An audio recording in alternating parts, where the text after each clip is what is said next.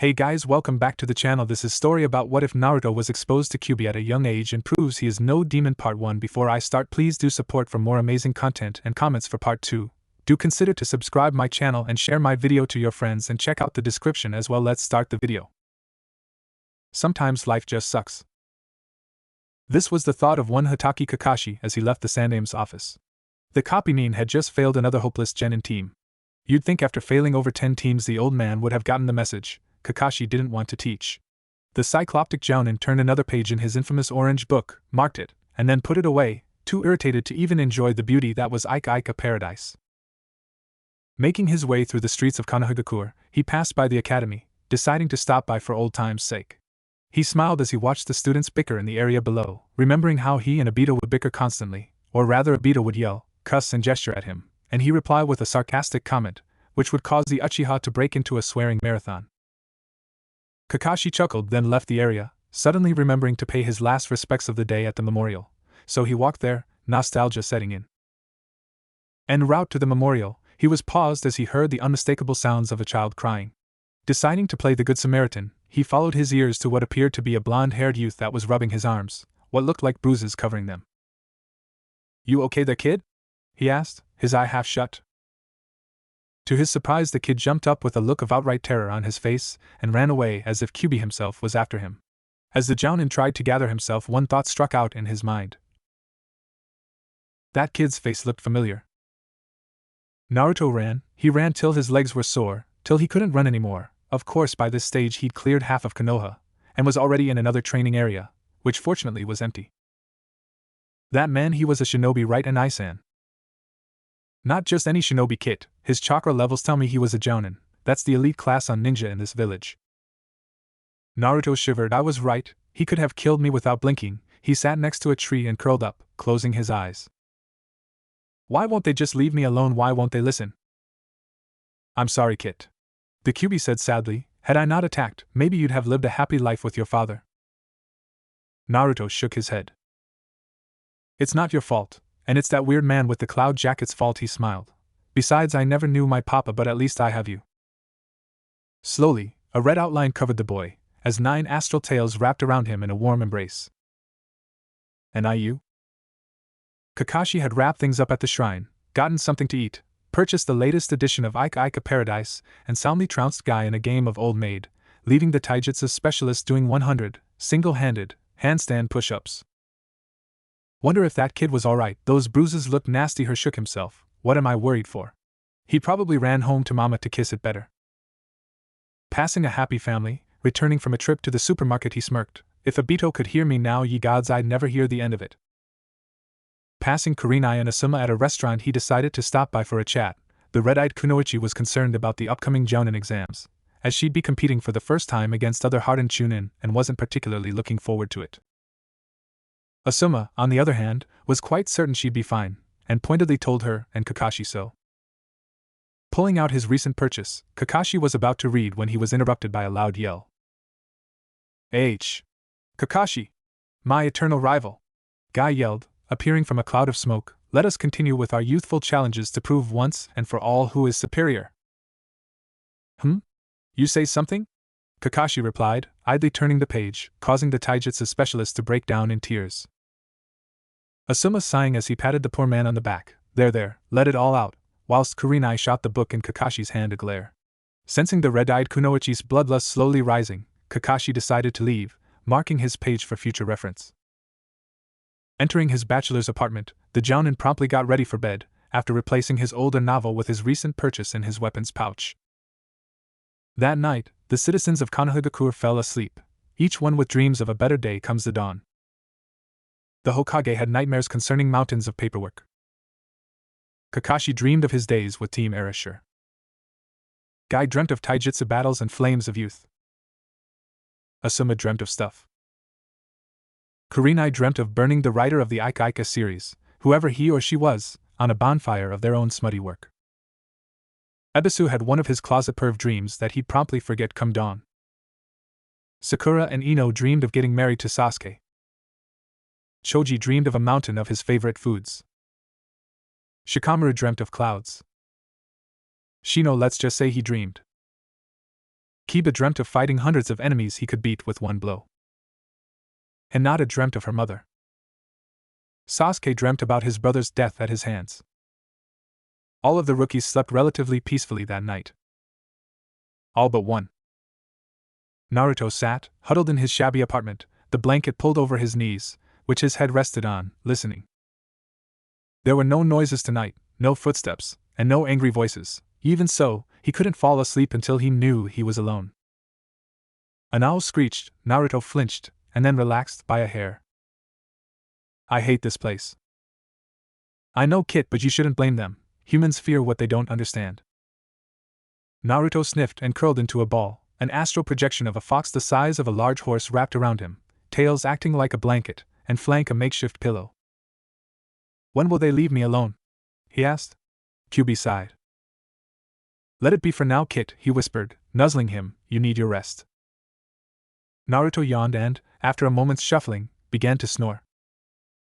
Kakashi, having spent more than enough time at his teammates' and Sensei's graves respectively, decided it was time to get on with his chores for today.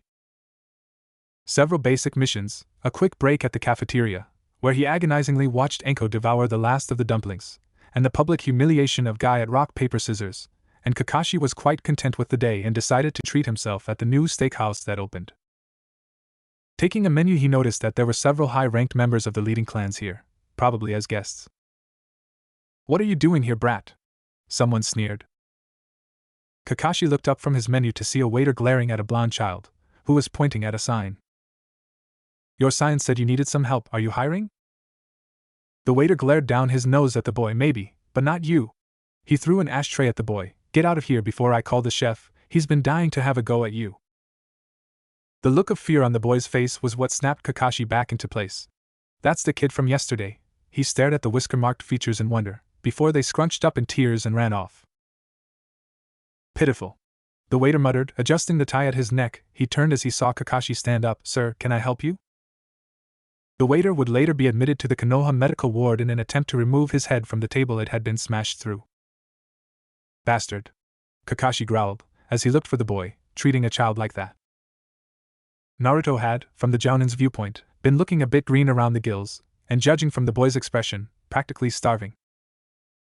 Could you blame the poor kid for trying to earn a quick meal? As he passed an alley, he noticed that something was hidden behind several garbage bags. Further inspection revealed it to be his target. Kakashi, with worry evident in his eye, moved to examine him, gently turning him over. As I thought, malnutrition coupled with exhaustion, he passed out from the strain. Picking the boy up, he eyed the surroundings. I need to get him some medical assistance. With that, he teleported, having every confidence in the Konoha medical ninjas. Kakashi ground his teeth, trying to restrain himself from using Raikiri on every medic nin in the hospital. When he tried to check Naruto in, the doctors seemed to almost enjoy taking their sweet time, only to tell him that there were no available staff members, as most had taken the day off. Deciding to skip any further arguments, Kakashi simply jumped to the Hokage's office and demanded to be admitted. To say the old man was a little surprised at the intrusion was an understatement. Kakashi? He asked, looking up from his paperwork. Is something the matter? The Jounin grunted and set his blonde charge on a bench near the window. You could say that Naruto, after being chased out of a restaurant, passed out, from either hunger or strain. The Hokage seemed surprised as he stood up, tapping out his pipe and refilling it. Didn't you take him to the hospital? The aged leader asked, trying to find his matches. Kakashi snorted. They were mysteriously understaffed. The Jounin muttered. The Sandaime was about to respond when a rather unhealthy growl was emitted from the blonde's stomach, leaving echoes throughout the Hokage's office, causing the pair to sweat drop. Take his top off, Kakashi, maybe he's too warm, Sarutobi muttered. I'll try to call my personal physician. Kakashi nodded and proceeded to do so. After pulling the zipper down slightly, his eyes widened and he literally ripped the jacket off and raised the boy's shirt, letting out a cry of shock that drew the Hokage's attention. The boy's malnutrition was worse than it first appeared. His ribs were almost visible and his stomach was much smaller than it should be. Kakashi may have lacked the perceptive abilities of the Byakugan, but as a former ENBU captain he recognized the signs of starvation. What in the name of the Shodai Hokage is this? He roared, glaring at the boy's state. Ibiki's victims aren't nearly this bad off. Hokage's eyes went from surprise to being filled with barely concealed anger. Kakashi, I think we need to make a pit stop. He picked up his pipe and nodded for the Jounin to follow, bringing the comatose teen with him. The two were looking around Naruto's apartment with barely concealed anger. The place looked as if everything in it had been scavenged from the dump. Kakashi swore he remembered chucking that table out a week ago.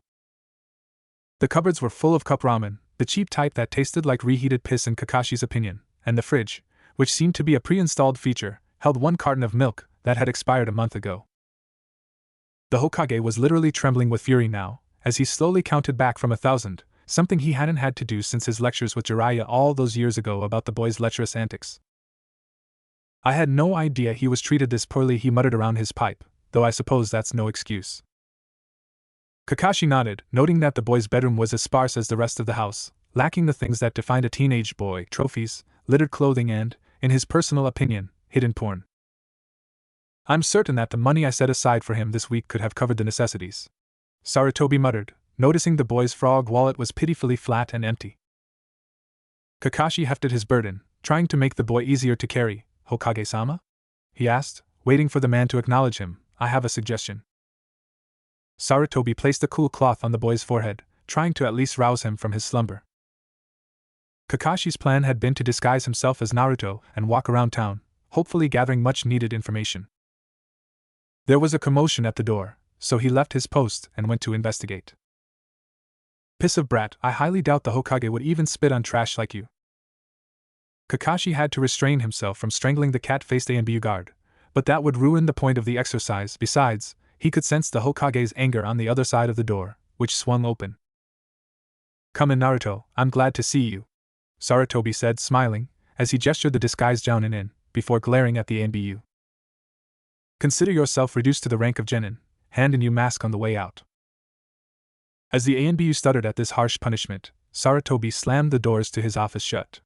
At this, Kakashi dropped the henge he was under. It's worse than we feared, he growled. Every restaurant but a ramen stand called Ichiraku barred my entry, and even threw garbage at me on occasions. I was charged ridiculously high prices for the oldest, most obsolete equipment and clothes, and when I tried to buy some fruit at a store, they threatened to call the ANBU. In fact, 1 or 2 showed up to intimidate me. Every word made the Hokage twitch in anger. Erasure gave his life for this? He wondered incredulously. The man was a saint in a village of sinners. That's not all. The ANBU incident occurred when I tried to gain entry into the shinobi library. The harpy at the checkout took one look at me and screeched for security. I think she was Haruno's wife. Not many women with pink hair after all. Scratch that, a saint in a hell mouth. The aged Hokage growled as he marched to his desk and wrote something on several pieces of paper. Deliver these to the clan heads. I think it's time we summoned the council. Kakashi blinked. The clan heads hadn't been assembled since the Uchiha massacre. To summon them all together meant only one thing. Heads were going to roll. As the cycloptic Jounin left, under the Naruto henge to avoid suspicion, Sarutobi looked up at a picture of the yondaime. I'm sorry, Erasure, but I swear I won't make the same mistake twice. He looked at the boy lying before him and scowled. I won't let this ruin your plans, and certainly not after all you gave for him. Hyuga Hayashi was a man of many virtues, but patience was not one of them. As head of the prestigious Hyuga clan, he didn't particularly like being summoned from his bed to attend, of all things, an unarranged council meeting. This isn't like Sarutobi, he thought, pale eyes narrowing, unless we're going to war again. As he entered, flanked by his guard, personally selected members of the branch family, he noted that everyone was present, even the Aburame clan's shibi, whose silent presence added an air of seriousness. The 3 members of the Ino Shikacho were also present, Inoichi sitting quietly, Choza eating a rice ball, whilst Shirkato was looking around, seemingly bored. When the sandaime appeared, Hayashi was about to speak up when he noticed a look in the old man's eye, a look that he'd only seen once before, and wished never to see again. It has come to my attention that there have been a number of injustices being committed upon a certain citizen in this village, someone who I'm sure you're all aware of. The clan heads looked amongst each other, until Inuzuka-tsum, ever eloquent, spoke up. Who the hell are you talking about? She asked, which basically summed up everybody's thoughts. Sarutobi glared at the woman and her canine until said animal began to whine. I am referring to one Uzumaki Naruto. The elders began to speak out when they were silenced by a glare filled with more than a little killing intent. Nara Shirkato actually sat up straight, eyes wide. Oh fuck, he's pissed. In the world of shinobi, there are several little facts that anyone learns quickly. One is that one doesn't become a Kage without being the strongest, most powerful ninja in the village, and secondly, that being in the same room as an angered Hokage meant one of few things: someone was either going to be demoted, killed, spending the next few years either performing deranked missions or recovering from the most severe beating of their life in intensive care. From the look on the Sandame's face, it looked like all of the above was about to be added to the ever-growing list. The boy is only a teenager, and yet he has suffered such mistreatment that even Marino Ibiki was shocked. Just look at this. A projector started up and displayed a picture of a rather thin blonde. Choza actually gasped in fright. How can anyone be that thin and live? He yelled, there's no way that picture can be real.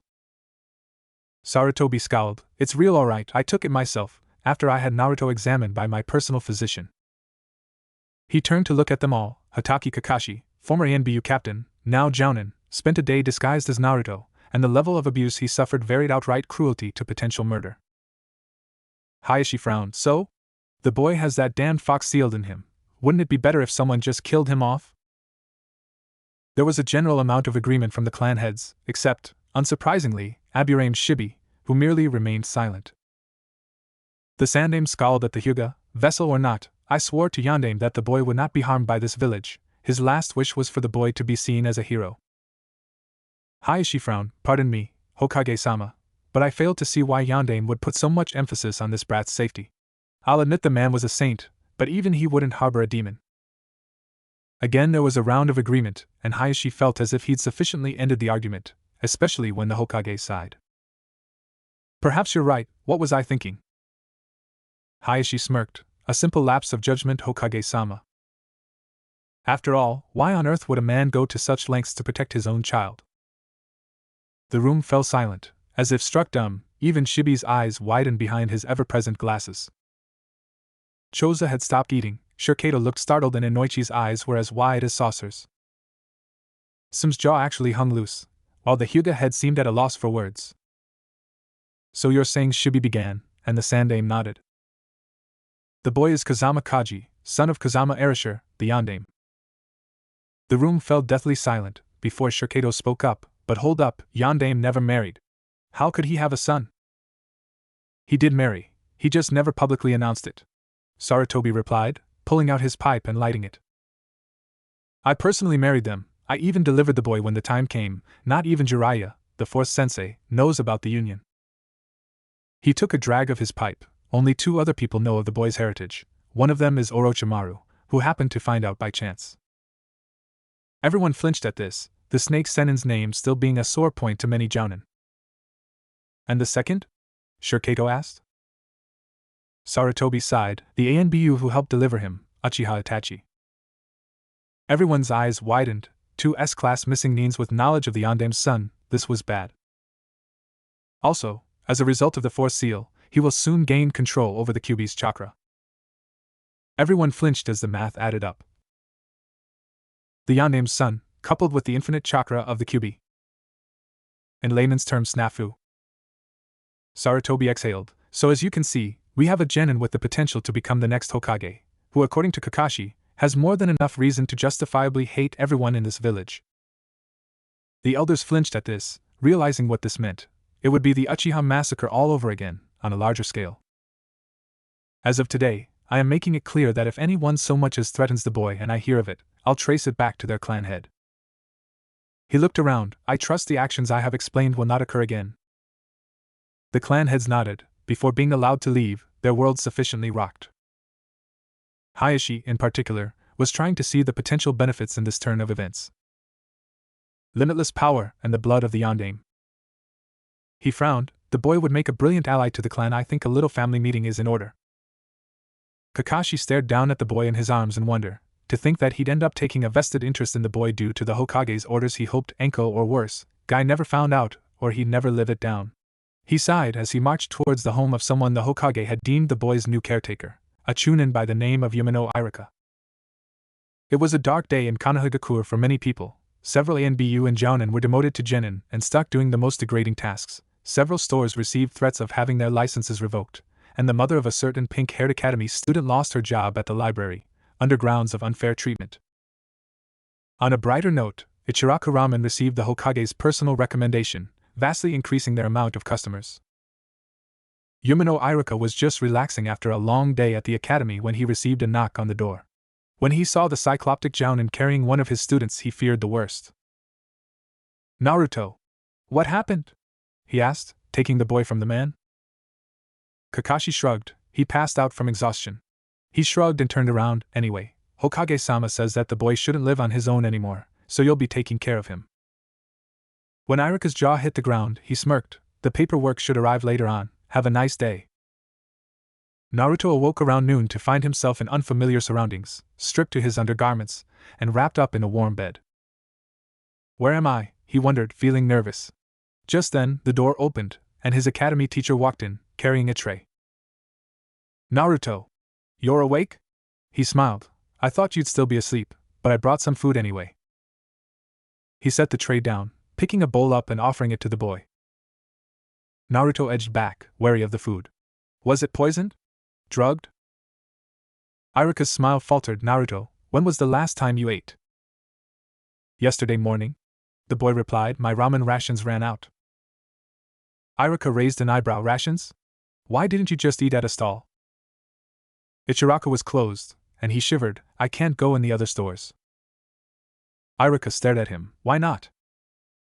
Naruto shivered and looked down. They said if I did they'd kill me. Iruka's eyes widened, then he grit his teeth. Bastards. He caught sight Naruto's worried features and calmed down. Naruto, I'm here to protect you, not hurt you. If anyone tries that again, you just have to come to me, or Hokage-sama, okay? Naruto's eyes didn't lift, so the Chunin set the bowl aside and, to the surprise of the vessel, embraced him. You're safe now, Naruto. While I live, you'll never be hurt in this house. Naruto stared blankly at the wall as the Chunin stroked his back. He was surprised as he felt his limbs relax. What's happening? What is this feeling? Security Kit, you feel safe around him. And I-san? Naruto whispered in his head, should I trust him? You should, I can sense his concern for you. It's the same as the old ones, the one who runs the village. Those two have always cared for you, and from the looks of things, always will. Naruto, reassured by the words of his brother, latched onto Iruka as if hardly daring to believe it, tears running down his face as, for the first time, he allowed himself to cry in front of someone. Several years later. Taking his sweet time, Kakashi trudged over to the academy, noting that the other teams, and even the students, had long since disappeared. He cocked an eyebrow, wondering if he'd kept them waiting long enough, before shrugging. With any luck, they'll have given up and gone home, he thought gleefully. No such luck. As he neared the classroom, he heard the telltale signs that someone was in the room, namely, a girl's loud voice, and someone's grunted reply. Wishing he were somewhere else, the Jounin entered the class, half expecting an eraser to fall on his head. Instead, all that happened was the girl shutting up, thank Kami, and two pairs of interested eyes looking up at him. Wait, two? He looked round the class and spotted the third of his charges, sitting at the very back of the class. His eye widened at the sight of someone he hadn't seen since he'd left him with Iruka.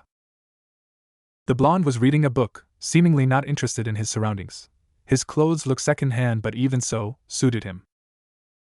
He wore what looked like the basic lower half of a Chunin outfit, but his upper body was clothed in a black, sleeveless version of a trench coat, over a red shirt. The boy's face seemed normal enough, were it not for the whisker marks that marred it, but it certainly looked healthier than the last time, more full, as if he received regular meals now. So that's him. The Jounin thought, having not laid eyes on the vessel since he was adopted. The boy hadn't even turned to look at him, so he cleared his throat to get his attention. Team 7? He asked. Meet me on the rooftop in 10 minutes. He didn't wait for their reply, but promptly vanished in a swirl of leaves. Approximately 10 minutes later, and the team was sitting at the training area. Kakashi ran his normal eye over them. The Rookie of the Year, the runner-up, and the vessel. He pondered, wonder how they measure up? He looked at Naruto, who looked back, I wonder how he's grown up. Now I'd like you all to tell us a little about yourselves, he said, eyeing them all. Like what? The girl asked, looking confused. The Jounin shrugged. You know the usual. Your likes, your dislikes, dreams, ambitions, hobbies. Things like that. Can you go first? The girl asked nervously. I mean, you are the stranger here. Kakashi shrugged again. Oh, me? I'm Hatake Kakashi, I'm the kind of guy that doesn't like talking about my likes and dislikes. My future dreams are none of your business, but I do have lots of hobbies. The three genins sweat dropped, having learned nothing from this introduction. Anyway, Pinky, you're up first, he said, nodding at the girl. Flushing slightly at the title, the girl started her intro, which mostly consisted of not-so-subtle comments and looks aimed at her raven-haired teammate, who seemed to be pointedly ignoring her. And I hate perverts and Eno pig, she finished. Kakashi mentally groaned, a fangirl, why for the love of God did it have to be a fangirl? Ignoring the blushing Kunoichi, he looked at the object of her one-sided affection. Next? The boy didn't raise his head, just scowled at the jounin. My name's Uchiha Sasuke. There are plenty of things I hate, but I don't see how it matters, as there are very few things I like. Dreams are pointless, what I have is determination. I've sworn to restore my clan, and there is someone I've sworn to kill. Kakashi frowned a little at this. I suspected as much, he muttered, before eyeing the vessel, and finally Blondie. The boy looked up from his book, eyes seeming almost bored, before looking at it again, saying nothing. Kakashi raised an eyebrow. Yo, today if you don't mind? The blonde lifted his head a little. Uzumaki Naruto, he said, and then fell silent. Sasuke looked at him, wondering what the hell the blonde's problem was. Is he brain damaged or something? The Uchiha wondered. Kakashi's eye creased as he smiled. So you can talk. He waved his hand to gain the kid's attention. Anything to add? What do you like? Naruto shrugged. Ramen, my guardian, reading. He seemed to put emphasis into the last statement, as if he didn't like being interrupted. Sakura looked at him. What are you reading? It doesn't look like a library book. Naruto refused to answer, just turned the page and ignored her. Hey! I'm talking to you, damn it!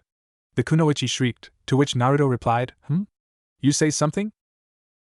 Kakashi smirked at the Kunoichi reddening face. I like this kid. What do you hate? The jounin asked. This village, the blonde replied, causing his two teammates to stare at him in shock. I hate everyone in it, except for my precious people. Kakashi stared at the boy. This isn't good. He shook himself. Got any dreams there? Naruto shrugged again, dismissively. To get stronger, to repay Iruka-san, and protect those precious to me. He raised his head, frowning slightly. And like Sasuke, I got to kill someone too. Kakashi's eyebrow rose, intrigued. After all, the list of suspects could include half the village in Naruto's case. Who?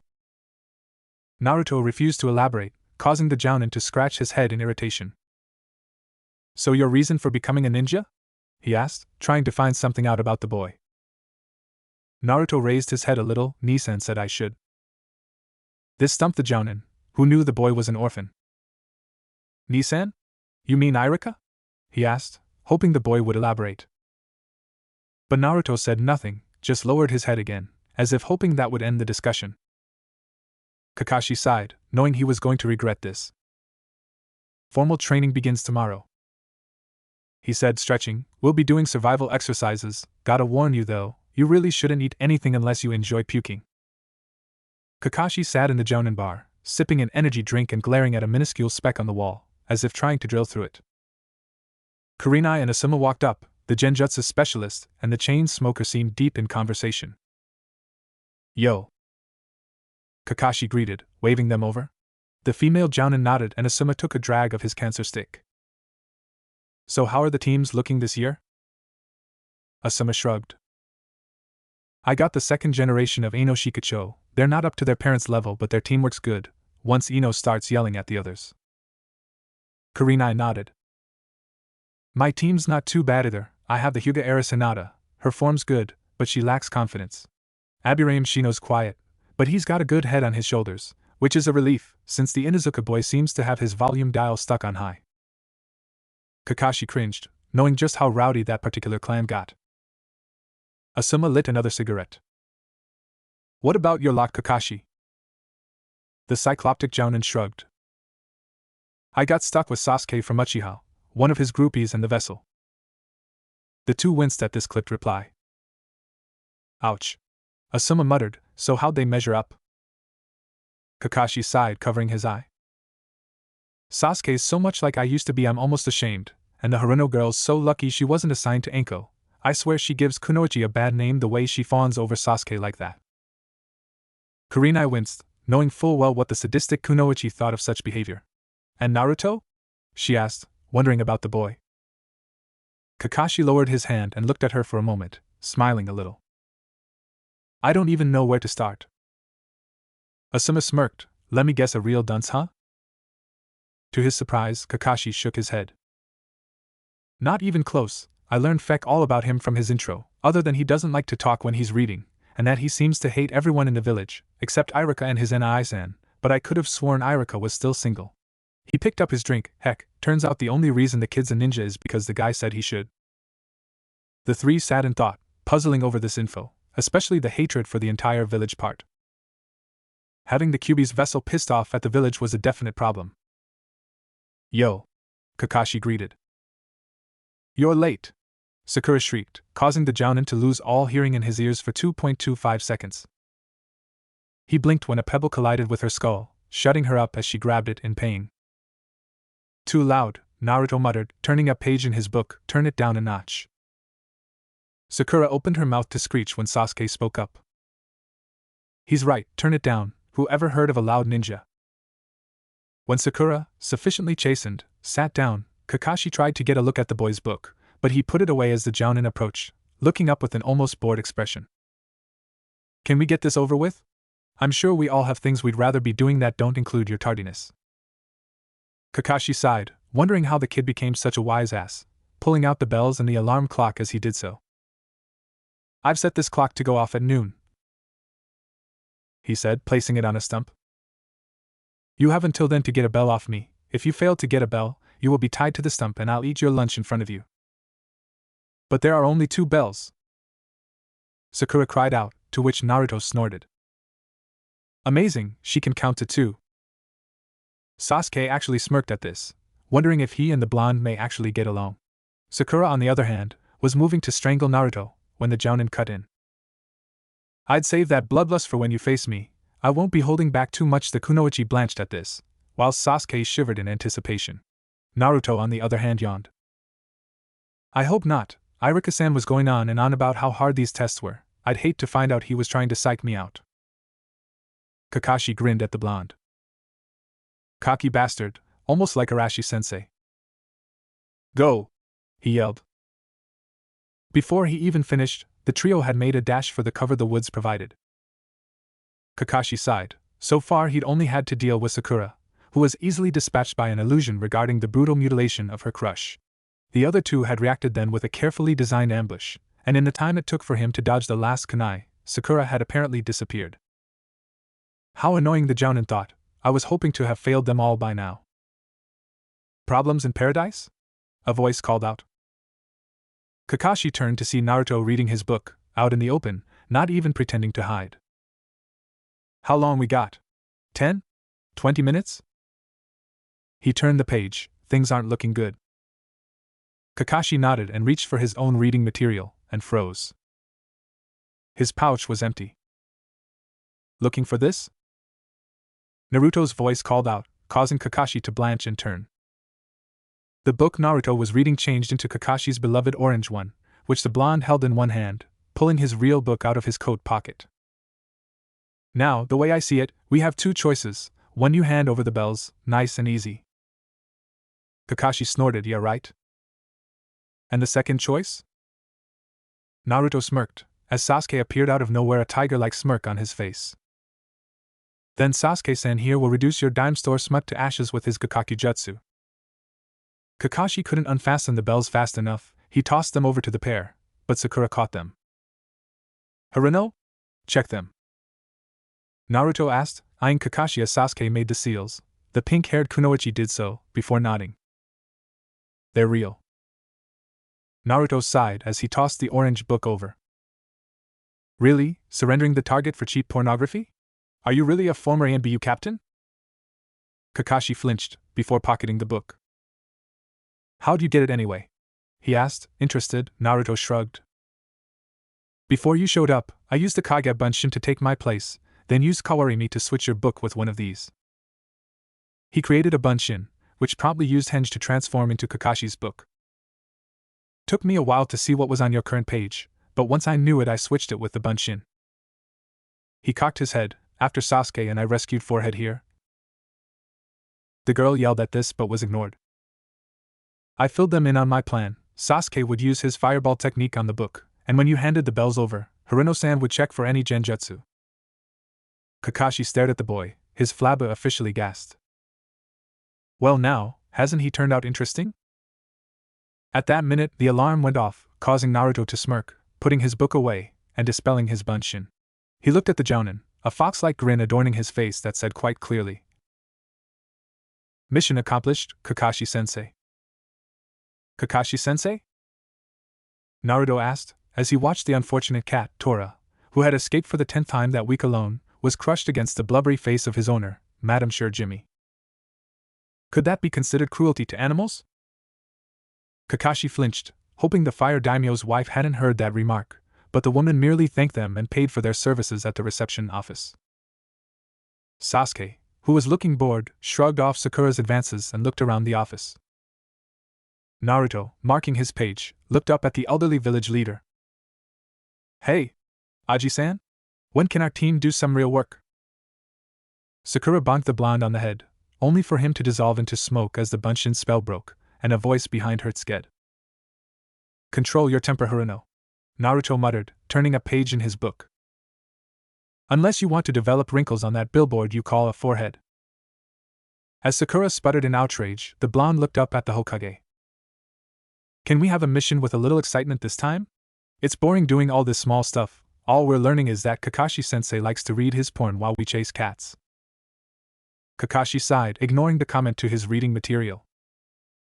"Be grateful for what you can get," he muttered, wondering when the genin would stop asking that question. Unfortunately, the blonde had Sasuke's support in this, surprisingly, and as a result, Sakura's. Iruka stood up, yelling at his former student, and adoptive brother. "Don't be a fool. The three of you are still rookies. Everyone had to deal with missions of this caliber. It builds the skills necessary for the bigger ones." Naruto snorted. "Gomen Iruka-san." He began smirking at the Chunin cheekily. "But I fail to see how planting potatoes has anything to do with being a shinobi farmer's maybe, but not shinobi." Sighing in exasperation, Kakashi bopped the blonde on the head for his cheek. "That's enough, Naruto, knock it off." The Hokage puffed on his pipe, frowning slightly. "I understand your frustration, Naruto, but missions of a higher caliber demand an equal level of skill and experience that only higher-ranked shinobi can supply." He took a drag of his pipe, before pointing at Iruka and Kakashi. "Such as Iruka and Kakashi, whose ranks are Chunin, or Journeyman Ninja, and Jounin, one of the elite, respectively."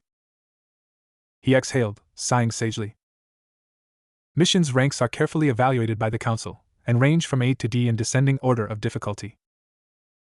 He waved his pipe at the group. "Having only attained the rank of genin, do you really expect to receive missions that outrank your capabilities?" The Sandaime asked, looking at Naruto, who was reading from his book again, to the exasperation of Kakashi. "Are you listening?" the Hokage yelled, miffed at being ignored. Kakashi rubbed the back of his head, mortally embarrassed. "I am sorry, Hokage-sama." "No need to apologize, Kakashi-sensei." Naruto cut in, turning his page without a care in the world. "I heard every word." He looked at the Hokage out of the corner of his eye. "I understand what you're saying, Aji-san, but I don't really agree." He pointed to his Hittite leaf headband, tapping the metal. "This marks me as an adult shinobi of Konohagakure, and as an adult, I can't very well be coddled all my life, can I?"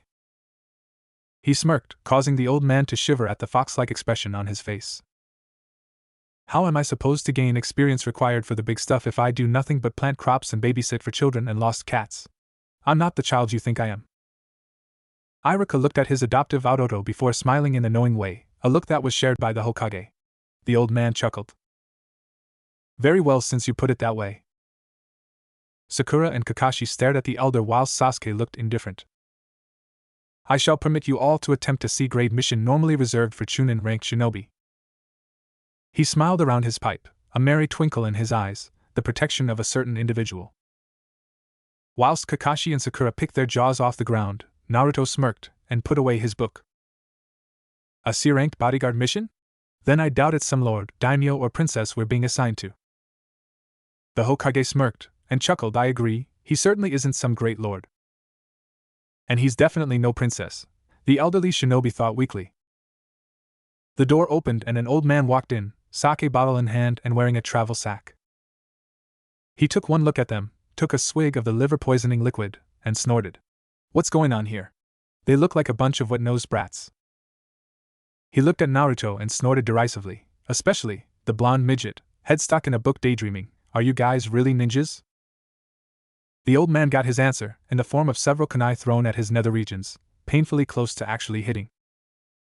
I choose my words carefully, old man, Naruto said, turning the page with his free hand. Insulting a shinobi, even a genin, is not a mistake most civilians are given a chance to repeat. The old man shivered, looking nervous as he stepped away from the wall, trying not to disturb the kunai. Naruto looked up at him, raising an eyebrow. And our employer would be you? The old man nodded, seeming to grow more confident as he puffed his chest out. I am Tazuna, a bridge builder of ultimate renown. He looked over the group carefully. Until I'm safely back in my home country, where my current project is underway, I'll expect you to protect me with your lives. Naruto nodded and put away his book, walking over to the wall and reclaiming his kunai. Kakashi, wondering what the brat had gotten them into, sighed. The group watched as the giant gates closed, cutting off the view of Konoha. Naruto looked around, intrigued. This is the first time I've been outside the village walls, he said, eyeing the dense forest surrounding them. I see now why they call it the village hidden in the leaves. Sakura rolled her eyes, snorting derisively. You mean you didn't know there was a forest out here? What kind of moron are you? She said snidely, trying to get one up on the blonde. Do you hear the wind blowing? Naruto asked, looking at Sasuke. I swear I heard a load of hot air pass by. Sakura glared daggers at the blonde whilst Tazuna wisely decided to drink his sake and keep his comments to himself. Kakashi, deciding to get the group moving before there was bloodshed, started walking. The group was moving along pretty quietly, aside from Sakura's failed attempts at getting Sasuke's attention. Tazuna merely looked nervous, Kakashi had his usual bored expression, Sasuke was pointedly ignoring the kunoichi, whilst Naruto was nose deep in his ever-present book, doggedly avoiding Kakashi's attempts to read over his shoulder. Kid, something's wrong. You sensed it too? Naruto asked, turning the page as if nothing was wrong. It's been sunny for several days now, and there's been no rain, so why is there a puddle to the side up ahead? Naruto frowned. Shinobi? That or kappas, and I doubt they'd be daft enough to hide in a puddle of all things. Naruto nodded, picking up the pace until he was shoulder to shoulder with Sasuke. Trouble ahead, Shinobi, he whispered, and then eased up until he was near Tazuna and Kakashi, not giving the raven-haired teen a chance to reply. After they passed the puddle, two figures emerged from it, moving to attack, and snaring Kakashi in a razor chain, ripping the jounin asunder. As Sakura freaked, they turned to view the other targets, charging towards Tazuna. Sakura shrieked and jumped in front of him, while Sasuke and Naruto tossed kunai at the chain, effectively trapping them to a tree.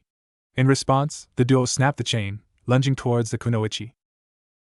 Naruto leapt forward, slamming into one and receiving a slash on his hand as a result, while Sasuke sent the other back with a kick to the head. The two regrouped and charged, only for Kakashi to clothesline them, catching each around the neck with his arms. Sorry about that, I should have helped out sooner. He eyed Naruto's hand, frowning at the gash. I didn't expect you to get injured. Naruto shrugged, lifting the injured hand up like it was no big deal. Those guys were all claws and no bite. A flesh wound like this isn't something to sweat over. Kakashi frowned, deadly serious. No, but the poison that coats the claws is. He nodded as Naruto stiffened. We need to clean that wound as soon as possible. Naruto scowled, drew a kunai, and before anyone could say anything, cut his hand open. When Sakura moved to shriek, he silenced her with a glare. The flow of blood should wash away the poison, and ensure none enters my bloodstream. Not that I need to worry about being poisoned, He chakra literally neutralizes any foreign drugs or toxins in my body, and I-san. It does pay to keep up appearances though. While conversing with Kyuubi, Naruto allowed Kakashi to wrap his hand in bandages, taking it out of the Jounin's grasp as he noticed how quickly the wound had healed. Naruto walked over to the two Chunin, glaring back at them until they lowered their gazes. So what do we do about Laurel and Hardy here? I doubt it'd be clever to just leave them. Kakashi frowned then nodded. When you were fighting, I sent a message to any nearby Konoha and BU to deal with these two. He glared at them, causing them to flinch. I'm sure they'll love to spill their guts as to why they were waiting to ambush us. The cycloptic Jounin turned to Tazuna, his gaze not losing its intensity. Though I'm sure our employer has a good enough idea at Tazuna-san? While the adults talked, Naruto pulled his book out and began reading, until Sasuke walked up to him, not saying anything. After a while, Naruto looked at him over the top of his book. Yes? Nice spot back there. How'd you know where they were? The Uchiha asked, to which Naruto shrugged. Not many puddles are about during a day like this, especially when it hasn't rained in over a week. He turned the page in his book, nodding over his shoulder. That and the fact that our employer was obviously spooked about something. Sakura seethed as the two boys chatted, as if she wasn't there. Damn it, I spent weeks trying to get Sasuke to even look at me, and here's Naruto talking to him like it's no big deal. Inside her head, inner Sakura ripped an image of Naruto to shreds, before setting said shreds on fire. Sasuke! You were so cool! She cried out, trying to gain her crush's attention. The Uchiha ignored her, whilst Naruto looked over the top of his book at her, almost bored. Where'd you pop up from? Didn't we leave you in Konoha? As Sakura gnashed her teeth, ignored by both of her teammates, the two adults continued their conversation, ignoring the grinding noises that sounded like slabs of rock rubbing against each other. I have to admit, that's one hell of a bridge, Naruto said, as they crossed by boat to the wave country. Kakashi had to agree, despite himself. It would appear that Tazuna wasn't bragging about his skills as a bridge maker. The ferryman looked over his shoulder, nervous. Tazuna, so far we've been overlooked, but just to be on the safe side, we'll take the inland route and make landfall under the mangrove covering. Tazuna nodded, grateful for the aid. Thanks. Thanks again, you took such a risk, I shouldn't have asked it of you. The ferryman nodded before moving his boat away, disappearing into the mist. As the group moved on, Naruto began to shiver, as if something cold was slithering down his spine. You're being watched. Naruto scowled, then tossed a shuriken into the shrubbery, startling the others. Naruto! What the heck? Sakura screeched, startled out of her wits. Are you trying to act cool again? Ignoring the kunoichi, Naruto marched into the bush, and came back holding a snow hare and his shuriken. Look what you did! The kunoichi shrieked again, taking a superior tone, attacking an innocent creature like that. And you're supposed to be the brightest kunoichi in Konoha? Naruto said in a bored, annoyed tone. Clearly the standards have plummeted. As Sakura sputtered, Naruto pocketed his shuriken, and then held up the rabbit to her face by its ears. First off, this snow hare has its winter coat on, but it's the middle of summer. He pulled out a piece of cloth, shoving that under her nose as well.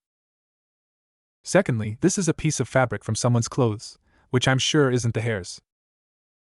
He put the cloth away and petted the hare, calming it down. My guess is that this is someone's pet, and they used it to switch places with via Kawarimi, Sasuke stated with a frown, before glaring at Sakura in annoyance. And another thing, how the hell are we supposed to sneak into wave country if you deafen every living thing within earshot with your screeching? Sakura's mouth opened and closed, but no words came out, too shocked, embarrassed and angry to say anything, when Kakashi yelled for them to take cover. Naruto kicked out, causing Sakura to fall over, just in time as a massive sword whirled through the air, slamming into a tree as it passed. When the group looked up, there was a man standing on the sword's handle, looking over his shoulder at them, his headband displaying 4 curved lines. This one is much stronger than the two before, I'd say Jounin level at least. Naruto nodded, on guard and ready to fight or flee. He must be if he actually can fight with that overgrown cleaver, it must weigh more than he does. Well, if it isn't Momochi Zabuza, the kid that ran of and left Kiri no Kuni, the land of mist. Kakashi muttered, looking up at the Nin cautiously. Naruto was about to say something when Kakashi waved a hand in front of his face. Don't interfere, give me room. He looked up, frowning slightly. This one's on a higher level than our former opponents. He reached for his headband, whilst the missing Nin nodded slightly. Sharingan Kakashi, I presume?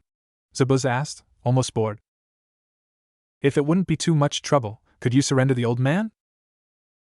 When the shinobi said the word Sharingan, two things happened. Firstly, Sasuke startled, knowing that the Sharingan was a bloodline limit exclusive to his clan alone. Secondly, Naruto, having been briefed on the Sharingan before thanks to Kyuubi, decided now would be a good time to learn some new techniques. Oni-san, I'm going to activate IT now, he said, waiting for the fox's approval. Don't forget to cast the genjutsu, or you'll blow everything. Naruto nodded and closed his eyes, channeling chakra into them, before snapping them open again. Kyugen! Instantly, his eyes went red, with slit, almost animalistic pupils. Not that anyone noticed, as the genjutsu he'd placed around him caused his eyes to appear their normal blue. Zabuza cleared his throat. Enough. Pleasant as this conversation has been, the time for talk is over. I'm on a tight schedule to polish off the old man. He shifted his glare from Tazuna to Kakashi. But I suppose I'll have to kill you first, Kakashi? With that he teleported, and reappeared standing on the lake, hands already forming seals. Ignoring Sakura's statement that Zabuza was walking on water, Naruto studied the seal, instantly learning the technique. The finest of the ninja arts, the Kirigakyu no Jutsu. Zabuza muttered before the mist enveloped him. Be on your guard, everyone. Kakashi warned, eyeing the mist with trepidation. Momochi Zabuza, of the Kirigakyu Bu Corps, is a famous master of the art of silent killing. Letting your guard down around him buys you a direct trip to heaven. Or hell. Naruto thought grimly, a smirk on his face, as his eyes easily saw through the technique. There are 8 targets. Zabuza's voice called out, eerily nerve-wracking, like something out of a horror film directed by Marino Ibiki and Mitarashi Enko. Throat, spinal column, lungs, liver, the jugular vein, the subclavian artery, kidney, heart. So many choices, what vital, vulnerable place shall I choose? Heh. Naruto smirked, as the laughter died down. Intimidation tactics, not bad, make them piss themselves in fear and they'll start wishing for you to kill them. He noticed Kakashi doing a set of seals and his smirk grew. That's 3 new techniques I've learned today, all from this hidden Miss Jounin. Sasuke. Calm down, Kakashi said, causing the Uchiha to startle. Even if he gets me, I'll still protect you. The Jounin smiled happily at the Uchiha. I will never let my comrades die. Naruto snorted softly in amusement, big words from a water doppelganger. I wouldn't bet on that. Zabuza stated, appearing right in the middle of them and about to swing at Tazuna, until Naruto's foot hit him in the chin, followed closely by Kakashi ramming into his chest. That water prison may come in handy at some stage, Naruto muttered, watching as Kakashi floundered inside. But the lack of mobility is a hindrance. Plus you lack any training in one-handed seals, so you'll need to train harder before you can use it. At that minute, Zabuza's Mizubunshin charged, sending the blonde genin flying with a kick, his Hitai trapped under its foot. Everyone, listen! Take Tazuna and go! Kakashi called out from the prison. You can't win this fight, and he can't leave this spot if he wishes to hold me. And his Mizubunshin will lose its integrity the further it gets from him. So scram! They were about to do so when Naruto charged the Bunshin, kunai in hand. The Bunshin went to kick, and connected, but not before the blonde had achieved his goal, retrieving his headband. You can threaten me, you can hit me, and you can even try to kill me, Naruto muttered, rubbing the blood off his chin. I'm used to that, so it means nothing to me. He lifted the Hitai 8 up and fastened it back on. But try to take this from me, one of the few things I've worked hard to achieve, and I'll come at you with everything I've got, even if it kills me. He tightened the headband with a tug. That's my word as a ninja. The blonde smirked, fox-like. Let's dance, you browless macaque. Zabuza growled at the reference to his eyebrows, wondering what the kid was made of, letting himself be hit just for a headband. Sasuke! Naruto called over his shoulder, gaining the Uchiha's attention. You up for a little rumble? The Uchiha replied with a smirk that clearly said, You have to ask? Looking over at Sakura, Naruto nodded. Haruno, keep the old man safe, don't want any fatalities here. Then he turned to Zabuza, smirking. Ladies first, Zabu-chan. Zabuza bristled at the nickname, wondering how the hell this kid managed to look so damn cocky. I feel like ramming Kubikiri Hocho down his throat just to get rid of that infuriating smirk. You seem very sure of yourself, he muttered, fighting to retain his composure. But you're delusional if you actually think you stand a chance against me.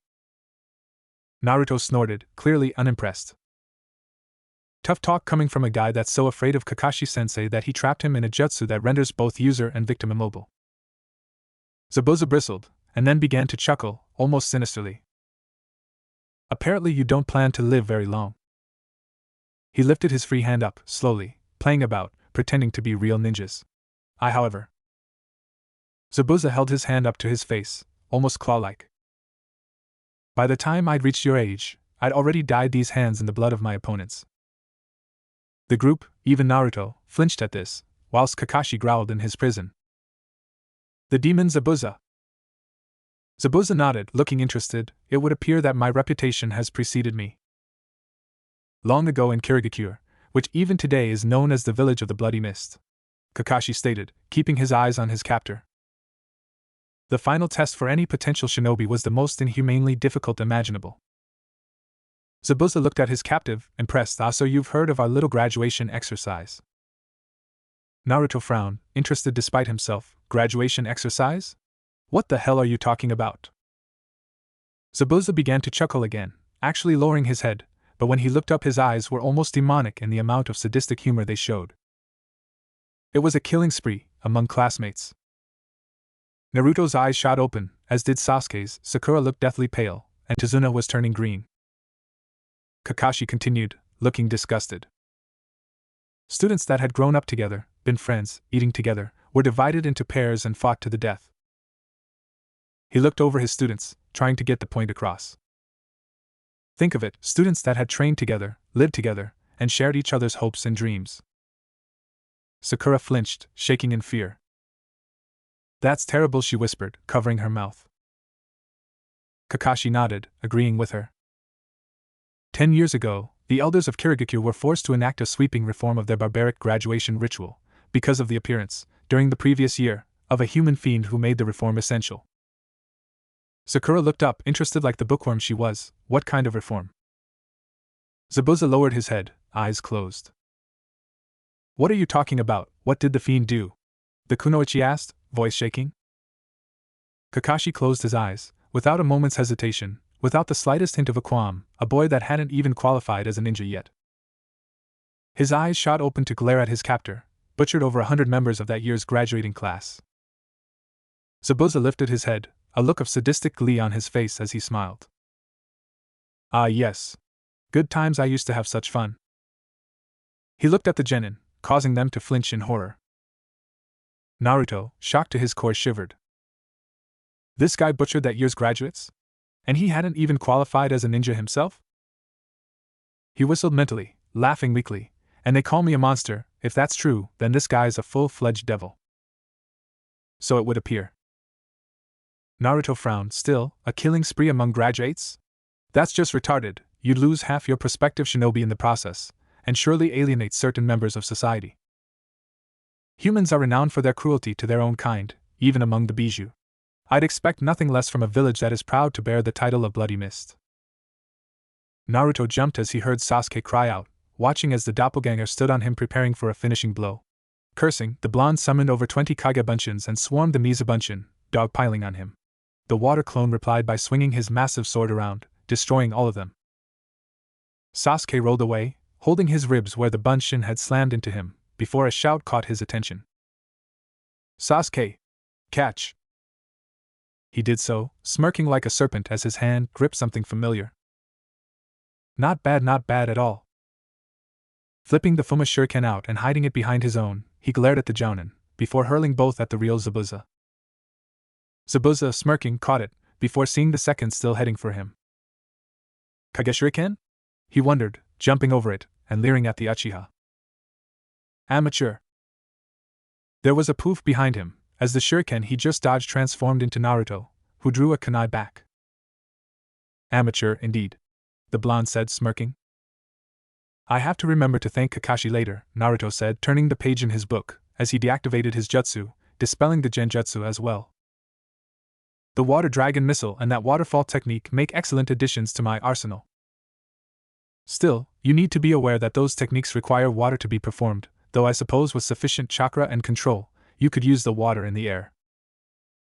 Naruto nodded. Having done his research, Naidame, the second Hokage, was famous for doing that, so it shouldn't be a problem for us. He looked over at Tazuna, who was carrying the exhausted carcass of Kakashi, along with Sasuke. Tazuna-san? Which way do we go again? Sakura scowled at him, before shrieking. Why is Sasuke carrying Kakashi-sensei? Why aren't you doing anything? Naruto sighed and turned the page. 1. Because in case you forgot, Kakashi-sensei's Sharingan drained him of his chakra. 2. Zabuza could have more accomplices waiting for us, so I'm on guard. 3. Sasuke could be on guard too, but he was injured during the fight with Zabuza. I'm sure he's got more than a few bruised ribs after being slammed like that. He turned the page again, scowling at her. And since you just stood there during the fight and did nothing, I highly doubt you have any authority to be telling me to work. Sakura was about to say something when he glared at her again. We're on a mission, Haruno, so shut your mouth and move your ass. With Kakashi tucked away, the group turned their attention to other matters, namely the masked nin that took out Zabuza. That mask is worn by the elite amongst the Kirigakure ninjas, the Hunter Nins, codenamed the Undertaker Squad. Kakashi explained, exhausted, they're called that because they dispose of corpses so thoroughly it's as if they never existed. Naruto nodded his head in understanding. Makes sense, even after a shinobi's death, their bodies can yield interesting information to those that know where to look, chakra usage, skills, even the drugs or potion ingredients consumed. He snorted, taking out his book and beginning to read. So much for that old saying, dead men tell no tales. He looked over at Sasuke, and smirked. Guess whoever said that, never met a ninja in his life. The Uchiha smirked in reply, wincing at the stiffness in his ribs. Kakashi chuckled weakly. In any case, Hunter Nins specialize in hunting down missing Nins, and obliterating their remains, in order to ensure their village's respective secrets remain just that. He sighed, looking up at the ceiling, silently and without a trace. That is how shinobi leave this world. The occupants of the room lowered their heads, except Sakura, who shivered at an image of Zabuza's corpse lying in several pieces, like building blocks. Naruto stared at his instructor, as if he'd sprouted a tail, rubbing a finger in his ear. I think I misheard you. I could have sworn you said we'd be climbing trees as training. Kakashi smiled behind his mask, as he steadied himself on his crutches. You heard right. It's very good for chakra control. He opened his eye and looked over them all, especially since you won't be allowed to use your hands. Sakura looked at him, flummoxed. How the dash? Kakashi promptly made the ram's seal and walked up the tree, crutches and all, until he was standing upside down like some overgrown bat. Gaining mastery over this kind of technique means that you'll have greater chakra control, as well as increasing your chakra levels, so theoretically, mastering this technique means that no jutsu should be beyond you. That's good to know, a voice said behind him. Kakashi spun and to his surprise saw Naruto, standing beside him on the branch, reading his book upside down. I certainly hope no jutsu should be beyond me after this, otherwise I'm going to be disappointed. While Sakura and Sasuke picked their jaws off the ground, Kakashi stared at the so-called dead last at the academy in wonder. Methinks that there's some research to be done here, the Jounin thought. Well, since you've mastered this, I guess there's no need for you to be here. He nodded in the direction of the house. You can guard Tazuna while Sakura and Sasuke train. He walked down again. I'm going to rest up. Naruto nodded, before walking down the tree to the floor. As he passed Sasuke he stopped. Been meaning to ask you, he said, getting the Uchiha's attention. What are the seals for that fireball technique of yours? Sasuke frowned. Where'd you learn to do that? He nodded towards the tree. Naruto shrugged. I'd practice after school, since no one seemed to care what I did. As to how I learned, he smiled at the teen. Iruka-sensei asked Ebisu-san to show me how after I kept pestering him. The secret is to relax and focus on the tree until you can automatically sense how much chakra to focus into your feet. Sasuke looked at the blonde, and then shook his head. The seals are, in order, snake, ram, monkey, boar, horse, tiger. He looked at the tree. Bit of advice, try to take as deep a breath you can. Naruto nodded, and then walked past, ignoring a fuming Sakura. Naruto, knowing full well that there were little odds of Zabuza being up and about any time soon, decided to practice some of the jutsus, leaving several Kaigabunshin to watch Tazuna and help with the construction of the bridge. The blonde was, in actuality, practicing in the woods near the bridge, a mere shunshin away. Now, if I could only find that damn scroll again, I could find out how to perform the Hiraishin, he muttered. Your father prided himself for developing that technique, so I'm sure he left a record of it somewhere in the village, Kyuubi replied softly. In the meantime, focus on the techniques you do have, and try to learn to walk on water. Naruto frowned, like the browless macaque? Why? Walking on trees is nowhere near as complicated as water walking. The fox explained, the chakra control required is in a league of its own. Naruto nodded, and then proceeded to the bridge to practice on the water there. Sakura and Sasuke had just returned from their training when Tazuna and Naruto walked in, Tazuna with groceries, Naruto with what appeared to be wild mushrooms. What are those for? Tsunami asked, eyeing the fungi critically. Naruto smiled at the woman. I figured we can fry them up and add them to the menu, there's plenty to go around. Eyeing the look on her face, he smiled reassuringly. Don't worry, I checked, they're safe. Sakura snorted. How'd you do that? Try one yourself? Actually, I slipped one into your sandwich this morning, Naruto said, pretending to ignore the look of horror on her face. Since you're obviously still alive, I figure they're safe to eat. Sakura seemed to swell with rage and opened her mouth to scream when a mushroom flew in, almost choking her, as she swallowed it out of reflex. See? You actually seem to like them. He handed the bunch to Tsunami, and there's like a whole field of them out there, so we could do worse for food. Sasuke, smirking at the antics of his teammates, turned to the blonde. So, how were things at the bridge? Not bad, but it's a good thing I was there. Tazuna's men seemed to be dropping like flies, just packing in out of fear. He shook his head, pulling out his book. If I hadn't created those Kagebunshins, we'd have had to come back earlier. Sasuke nodded, and then went to check on Kakashi, whilst Sakura was trying not to choke on her own vomit. Naruto lay down in the forest, mentally exhausted and trying to relax. He'd been up before dawn practicing his techniques, and now was resting in the shade of the forest. He stiffened as he sensed someone coming towards him, a female by the sound of her footsteps. Can I help you, miss? He asked, sitting up and cracking an eye open, before being struck dumb. Now Naruto would be the first to admit that in Konoha he hadn't bothered to look at girls, Sasuke's groupies having set his opinion of the species at an incredibly low level since he'd started at the academy. But Naruto was male, and there are several things a man cannot ignore except possibly Sasuke, who had girls throwing themselves at him on a daily basis, and compared to the vision in front of Naruto now, the hordes of Konoha groupies the Uchiha dealt with were as plain as cotton. Actually, I was wondering if you could help me find some herbs. The girl replied, smiling. They're pretty effective but hard to find in these woods. Naruto nodded, mentally forcing himself to maintain eye contact, as Iruka had taught him, despite the oh-so-tempting view the girl's yukata provided. Might as well, I'm not doing anything. Naruto came home that evening, covered in leaves and feeling hungry, rubbing his cheek. He hadn't been expecting the girl to kiss his cheek. It was just a thank you, there's no need to be upset, Kyuubi said, seeming amused at his plight. Surely you didn't believe all girls to be like Sakura? Actually, from my limited experience of them, yes. As Kyuubi sighed, shaking his head behind the bars of the cage, Naruto walked through the door to be greeted by a cry of "You're late." Naruto sighed, rubbing his ear. Why do I put up with her? I took a nap after training, guess I pushed too hard. The blonde muttered, walking up to the table. He pulled a chair from the table, looking over at Tazuna. I trust the clones I sent were helpful? The old man nodded. Indeed, I hope I'm not asking too much of you. Naruto waved him off and looked over at Tsunami, who was bringing in dinner. Inari glared daggers at the blonde, who didn't seem to notice, until the child finally snapped. Why do you wear yourself out trying? No matter how hard you train, you'll never be a match for Gato's thugs. Tears were streaming down his face. You act cool and talk tough, but Gato's guys are serious. They'll destroy you. Everyone stared at the boy, shocked at the outburst, everyone but Naruto, who looked almost bored. Your point? He asked, frowning slightly in irritation. Just watching you ticks me off. Inari yelled. You run your mouth off when you don't know a thing. This isn't your town.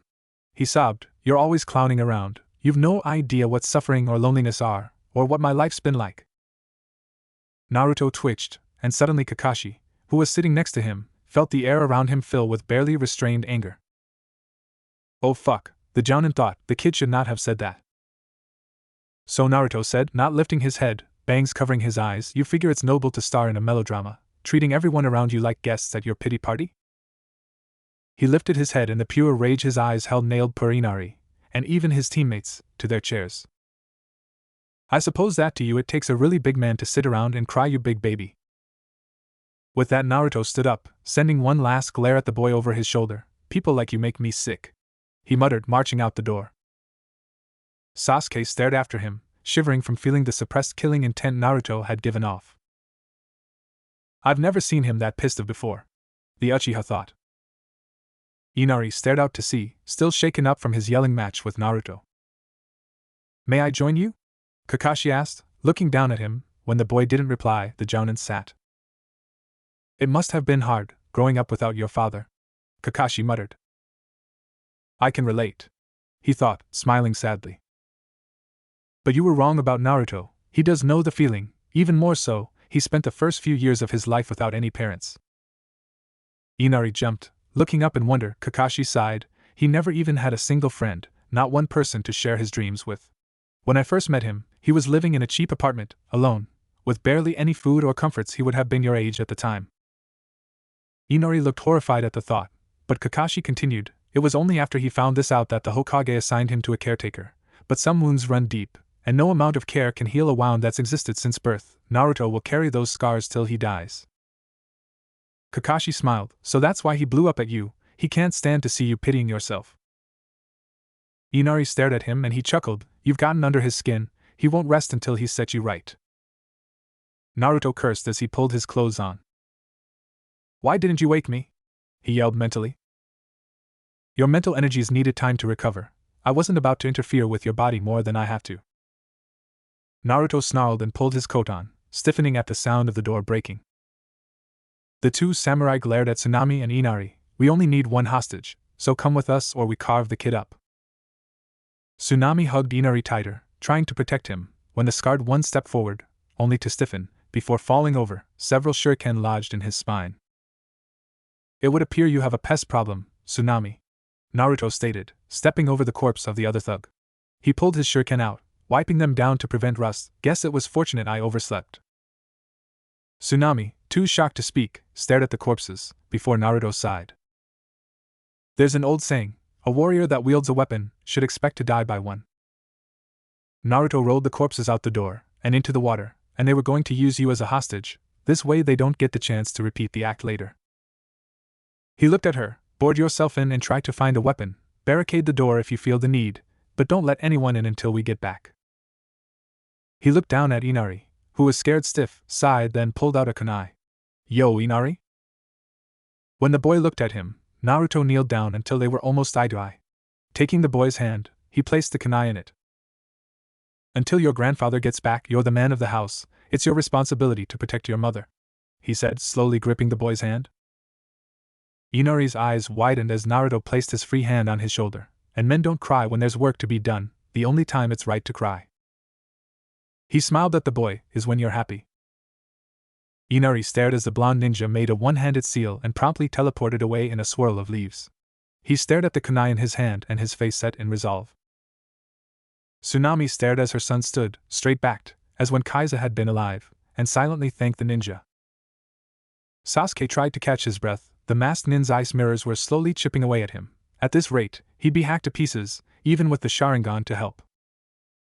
Kakashi and Zabuza were watching each other for the slightest movement, a pair of circling wolves, whilst Tazuna and Sakura could only watch in dread. Sakura was about to interfere when there was a roar, and a pillar of water shot up beside the bridge, instantly destroying the thick mist. Kakashi and Zabuza stared in shock as a dragon formed out of the water and slammed into half of the mirrors, almost nailing Haku, who slid along the ground. "That was my Suryuden technique," Zabuza thought, "but I've been watching Kakashi like a hawk. He hasn't moved an inch." Where the hell did that come from? Kakashi thought. Have the real Hunter Nins from Kirigakure finally caught up with Zabuza? Suddenly, something flickered into existence near Sasuke, something with yellow hair and blue eyes. Sorry if I soaked you, Sasuke, Naruto said, offering a hand to lift the teen up, but I figured I might as well introduce myself with a bang. Sasuke snorted and ignored the hand, pushing himself up to his feet. That what you exhausted yourself trying to learn? Maybe. Naruto replied, smirking. I'd have targeted all the mirrors, but I'd have hit you as well. Haku stood, staring at the two. That boy used the Suryuden technique, but that's impossible. Kakashi couldn't have taught it to him in such a short space of time. Hey, bro, less wonder, Naruto called out. Pretty cowardly sending those Rente thug samurai to snag a hostage. The smirked. Or is the demon of the mist really a coward that hides behind human shields? Zabuza stared at the boy in confusion. What hostage? What samurai? I've no idea what you're on about, brat. Naruto frowned. Tazuna's daughter and her son. If I hadn't been there, they'd have. I'm afraid you're mistaken. Haku cut in, stepping between the blonde and her master. Though Zabuza-sama proudly carries the title of demon, he would never resort to using civilians as a shield. She shook her head. Such behavior is not befitting for one of the 7 legendary swordsmen of Kirigakure. Naruto raised his eyebrow, looking over at the Zanbato-wielding shinobi. Didn't take you for the honorable type, trying to kill Tazuna and all. He shook his head. Regardless, if those thugs weren't yours, then Gato's planning something behind your back, and if he could simply take Tsunami hostage, what would he need of you?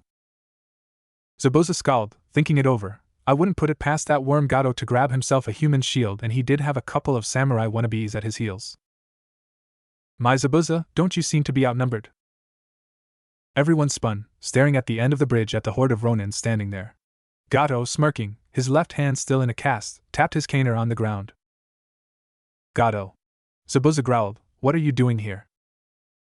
He glared at the Ronin army behind the man. And why'd you bring all of them?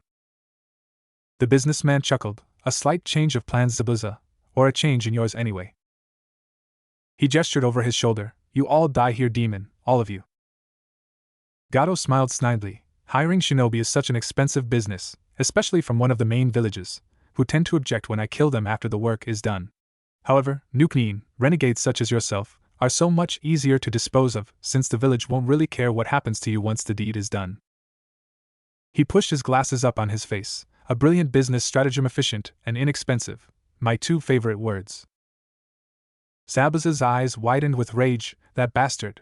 He never intended to pay me at all.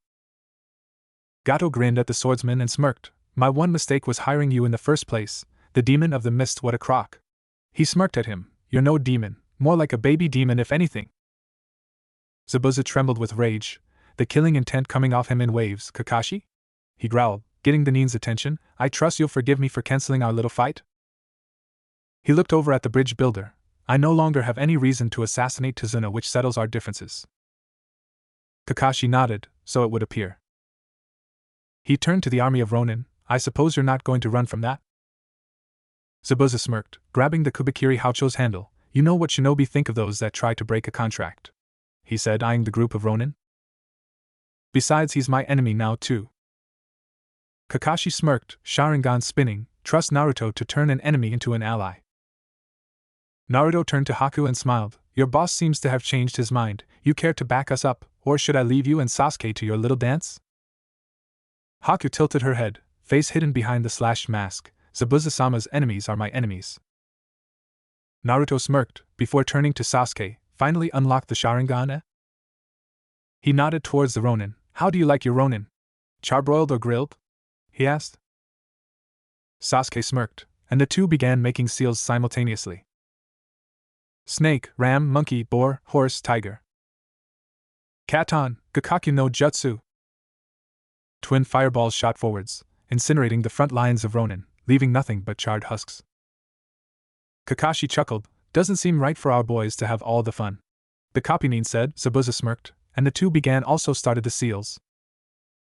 Ox, monkey, hare, rat, boar, bird, ox, horse, bird, rat, tiger, dog, tiger, snake, ox, ram, snake, boar, ram, rat, ninth, monkey, bird, dragon, bird, ox, horse, ram, tiger, snake, rat, monkey, hare, boar, dragon, ram, rat, ox, monkey, bird, rat, ram, bird. Suetun, Suryuden! The two Nins cried out, summoning two water dragons that launched themselves at the already shaken army of Ronin. Sakura and Tazuna stared at this interesting wrinkle. 1 minute Zabuza was threatening them, he and Kakashi at each other's throats. The next he was fighting side by side with Kakashi, against his former employer no less. This was rather unexpected. Sakura jumped as the masked Nin stepped out of the ice mirror that had formed behind them. I trust you could use some assistance guarding Tazuna? Noticing the pair's nervousness, the Nin bowed. If Zabuza no longer has a quarrel with you, Tazuna-san, then neither do I. The two relaxed somewhat, though Sakura did keep herself between Tazuna and the boy, just in case. Gato hid at the very rear of the mob, gnashing his teeth. Damn it! I never thought Zabuza'd actually tag team with those guys. He looked towards the boat. At this rate, the only thing I can do is run. Kakashi saw that the billionaire was about to make a dash for the boat and grunted, cutting his thumb with a kunai. Spreading his blood on a scroll, the silver-haired Jounin began to make seals. Naruto, his Kyuubi hidden by the genjutsu, noticed this and frowned. What's with the scroll? A summoning contract. He's going to use his summoning in a jutsu. The fox shifted in interest. I wonder which contract he has. Kakashi frowned. Tiger, snake, dragon, dog. He slammed his hands into the ground. Doton, Tsuga no Jutsu. Gato was about to move when suddenly the ground beneath him erupted and 8 dogs latched themselves onto him, effectively holding him and, from the size of the bulldog, crippling his shoulder. But this was nowhere near as painful as the pug that had latched onto his crotch. He screamed. Argeg. Kakashi's sweat dropped. I hope Pakken didn't intend to do that, the Jounin thought, as Zabuza winced. The copy Nin readied himself for another jutsu. Ox, hare, monkey. He grabbed his right hand and held it towards the ground as the chakra and electricity began to pour off it. Raikiri. Sasuke spun round, staring in shock at the sheer amount of power that the jutsu was giving off, cursing at having missed its seals, whilst Naruto grinned. That's another technique I've mastered. Seems Kakashi is good for something. Sakura and Haku were staring in horror at the Jounin's hand. The chakra is actually visible. Haku thought, Zabuza-sama wished to fight this man? Kakashi-sensei did that? Sakura wondered, I've never heard of that technique. Zabuza in the meantime was smirking. The legendary lightning edge, your sole original technique, he chuckled. I'm honored to see it. Kakashi smirked. Hope you don't mind if I use it to end this. He charged forwards, the Raikiri tearing through the air, the chorus of 1,000 birds in its wake, followed by the demon of the mist. The army of Ronin moved to block the Jounin, only to be torn asunder as Zabuza's Kubikiri Hochos slammed into them, having been hurled by the Nin, effectively clearing a path for Kakashi. As they attempted to close in on the two, Sasuke's fireball deep-fried another, and several kunai-wielding Kage Bunshin mobbed any that avoided it. Gato didn't have time to scream before the Raikiri ripped through his chest like a lightning bolt, the dogs vanishing upon impact. You lose. Zabuza hissed into the man's ear from behind, as Kakashi pulled his hand out of the man's chest. When you get to hell, the swordsman muttered, raising his zanbato high, give my regards to the real demons. Gato's head sailed off his shoulders and landed in front of his surviving men, whilst the body fell into the ocean. Zabuza and Kakashi glared at the Ronin, eyes narrowed. Anyone else? The Ronin survivors got the message, and practically threw themselves off the bridge in order to escape the shinobi they'd come to kill. The next day, every man, woman, and child showed in Wave Country showed up to help finish the bridge, each doing what they could, whether it involved actually labor, or cooking meals for the workers. The children played under the careful eye of Haku and Sakura, the two almost instantly bonding after Sakura discovered the masked Nin was actually a girl. Sasuke, Kakashi, Naruto, and even Zabuza were helping with the construction of the bridge. The sight of the ninjas actually working alongside them gave many people the idea that perhaps the Wave Country should start up its own academy. Naruto looked over at Zabuza. The two were taking a break, grabbing a drink and watching the work. So what do you do now? He asked. Go into hiding again? Zabuza frowned, his face wrappings removed due to the work. No clue, not much point in staying here now, and the hunter Nins will certainly come looking for Haku and I. Naruto nodded, drinking from a canteen. You could come with us, he stated, smirking at the Jounin's expression of shock. Konoha isn't as harsh on its shinobi as Kirigakure, and they could always welcome another addition to the rank of Jounin. He smiled. Besides, Haku could really expand her medical skills there. Konoha's medical corps are the best around, and those with Kekkei Genkai blood limits are openly praised, rather than scorned. The demon of the mist closed his eyes and thought, it does sound more appealing than continuing to run from Hunter Nin. What the hell, sure. Thanks to you our bridge has finally been completed, but it's going to be awfully dull around here once you leave. Kakashi nodded. Thank you for your hospitality, he said, smiling. Zabuza merely nodded, whilst Haku, face still uncovered, bowed. Please forgive our actions, it was nothing personal. Tazuna shivered but smiled nervously at the two. Hey, as one professional to another, how can I chide you for following a contract? Haku bowed again and Naruto walked over to Inari. Hey kid, remember, you have to be a big man for your mother now, got it? When the boy nodded, he patted him on the head, so no more crying, K? Inari nodded again, then to the surprise of Naruto, latched onto the blonde genin. Come back soon, Naruto-nisin, he cried, hiding his head in the blonde's coat. Naruto stiffened, and then hugged the boy. Count on it, and hold on to that kunai for me. As the six walked off, Tazuna stared in wonder at them. That boy strengthened little Inari's heart, united the people of the wave for the first time since Kaisa's death, and even turned the demon of the mist into an ally. He smiled. Naruto built the bridge that carried us all to hope and courage. He grinned at Tsunami and Jichi. Speaking of bridges, we still have to officially dedicate this one. The two smiled knowingly. I can think of only one name that could suffice, Jichi said, grinning. Inari looked up and smirked. How about the Great Naruto Bridge? Tsunami looked down at her son and smiled. It's a nice name. On the road back to Konoha, Haku looked at Naruto, who was reading from his book. What exactly is that book called? She asked, seeing as the title was faded. This? He held up the book. It's called Famous Shinobi Throughout History and Their Achievements, Volume 1, and I'm currently reading up on the ninja called Konoha's White Fang. Kakashi raised an eyebrow at the reference to his father's title, before Sakura's shriek caused everyone to wince. I spent forever trying to find out what that book is and you used to just brush me off. How come you tell her right off the bat? Because it's rude to ignore a lady's question, Naruto replied, turning the page of his book. Sakura swelled in rage. Then why did you ignore mine? Naruto looked over his shoulder at her. You say something? I couldn't hear over the noise. Whilst Sakura sputtered in outrage, the two adults in the group chuckled. I really like that kid.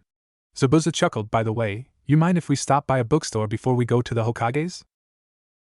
When Kakashi looked at him, he explained, I left my copy of Ike Ike Paradise behind in Kirigakure, and I haven't read the book since Kami knows when.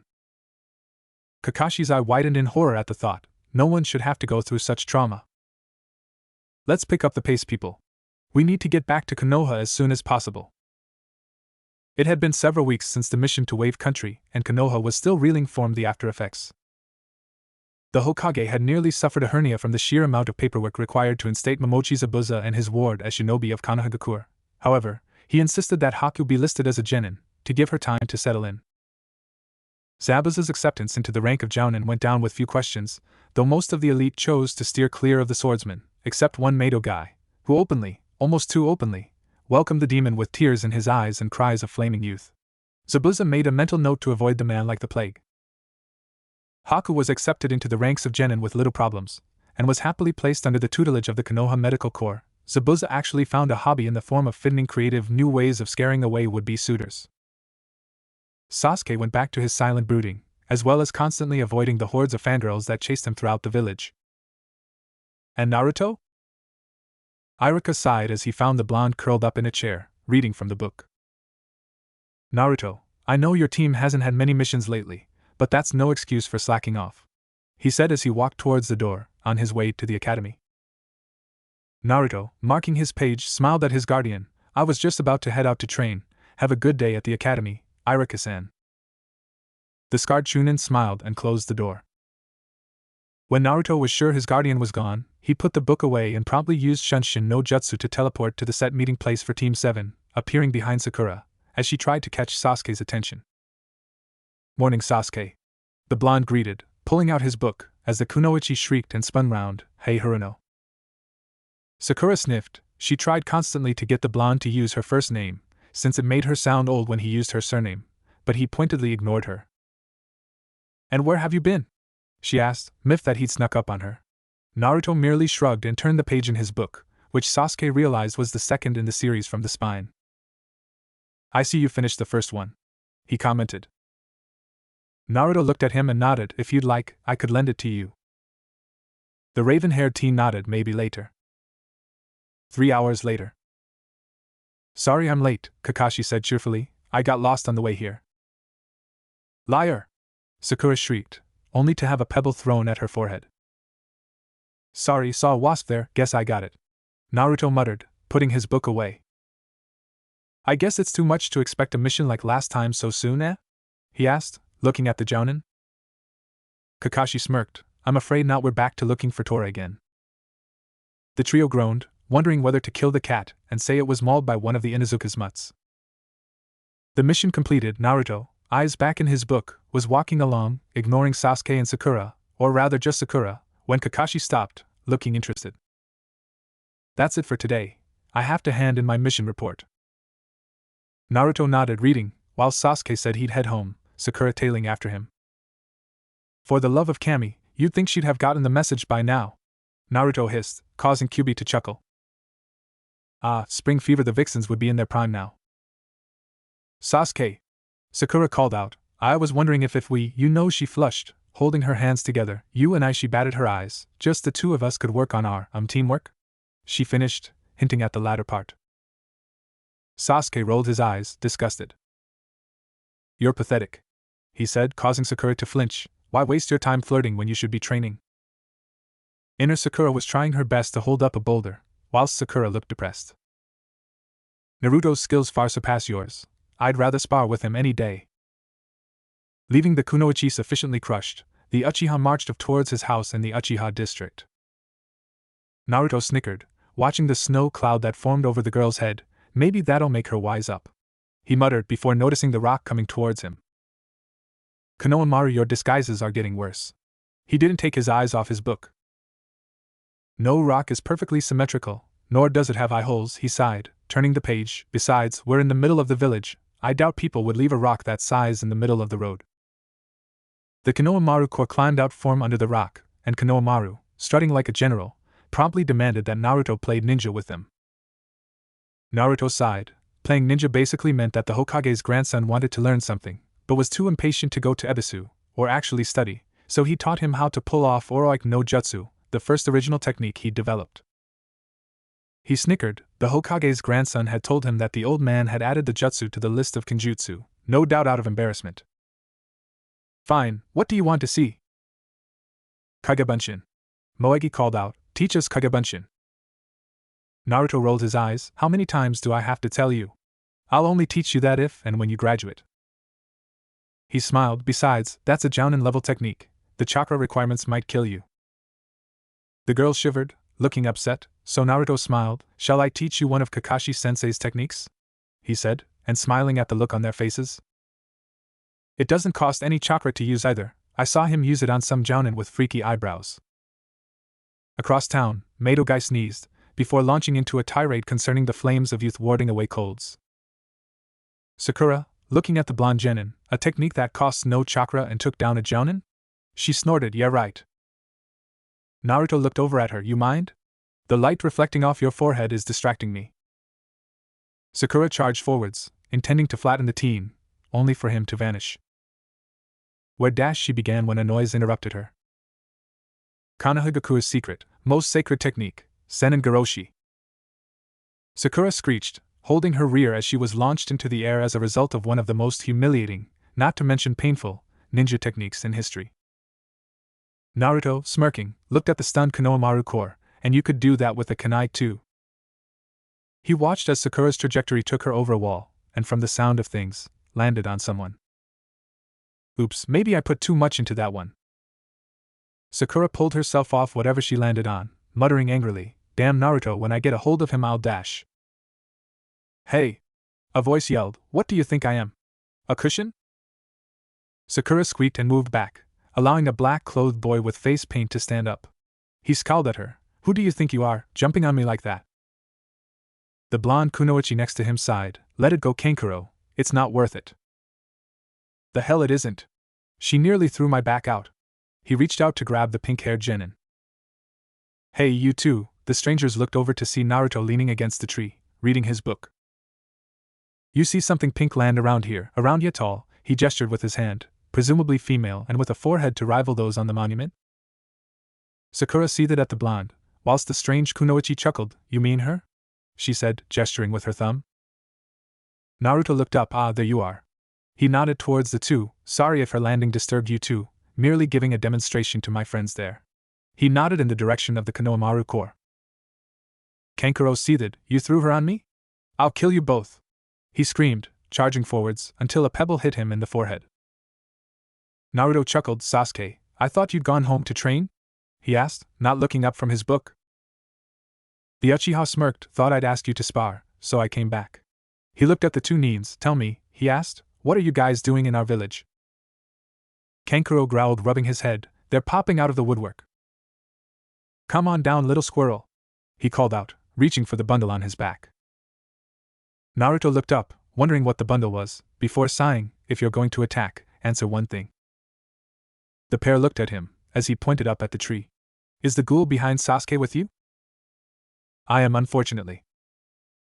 Sasuke spun and spied the red-haired boy almost immediately, the gourd on his back and AI tattoos standing out. His stealth skills rival Kakashi's, he thought in wonder. Kankuro, it's annoying that you'd blow your top due to a quarrel with children. Have you forgotten why we're here? Kankuro shook, afraid. It's her fault, he yelled, pointing at Sakura. That pink-haired one slammed me. Shut up, Gaara muttered, or I'll kill you. Whilst the two strangers shook, Gaara eyed the two-leaf shinobi he noticed. This one stopped Kankuro with a stone, and the other detected me that took skill. He used Shunshin to appear between his comrades. We may be a little early, but we didn't come here to play around. Ignoring Kankuro's stuttered assurance that it wouldn't happen again, he turned on his heel. Let's go. Hold up, Naruto stated. From the looks of your Hittite headbands, you three are from Sunagakure, the village hidden in the sand, correct? Gaara looked at him. Yes? Sakura looked up. But under the treaty between all shinobi nations, you can't cross our border without authorization. The blonde kunoichi snorted, holding up a travel pass. We're here for the Chunin exams, you know, the exams that genin take to advance to Chunin? It's being held in your village this year. The trio's eyes widened, before Sasuke used Shunshin to appear in front of the kids.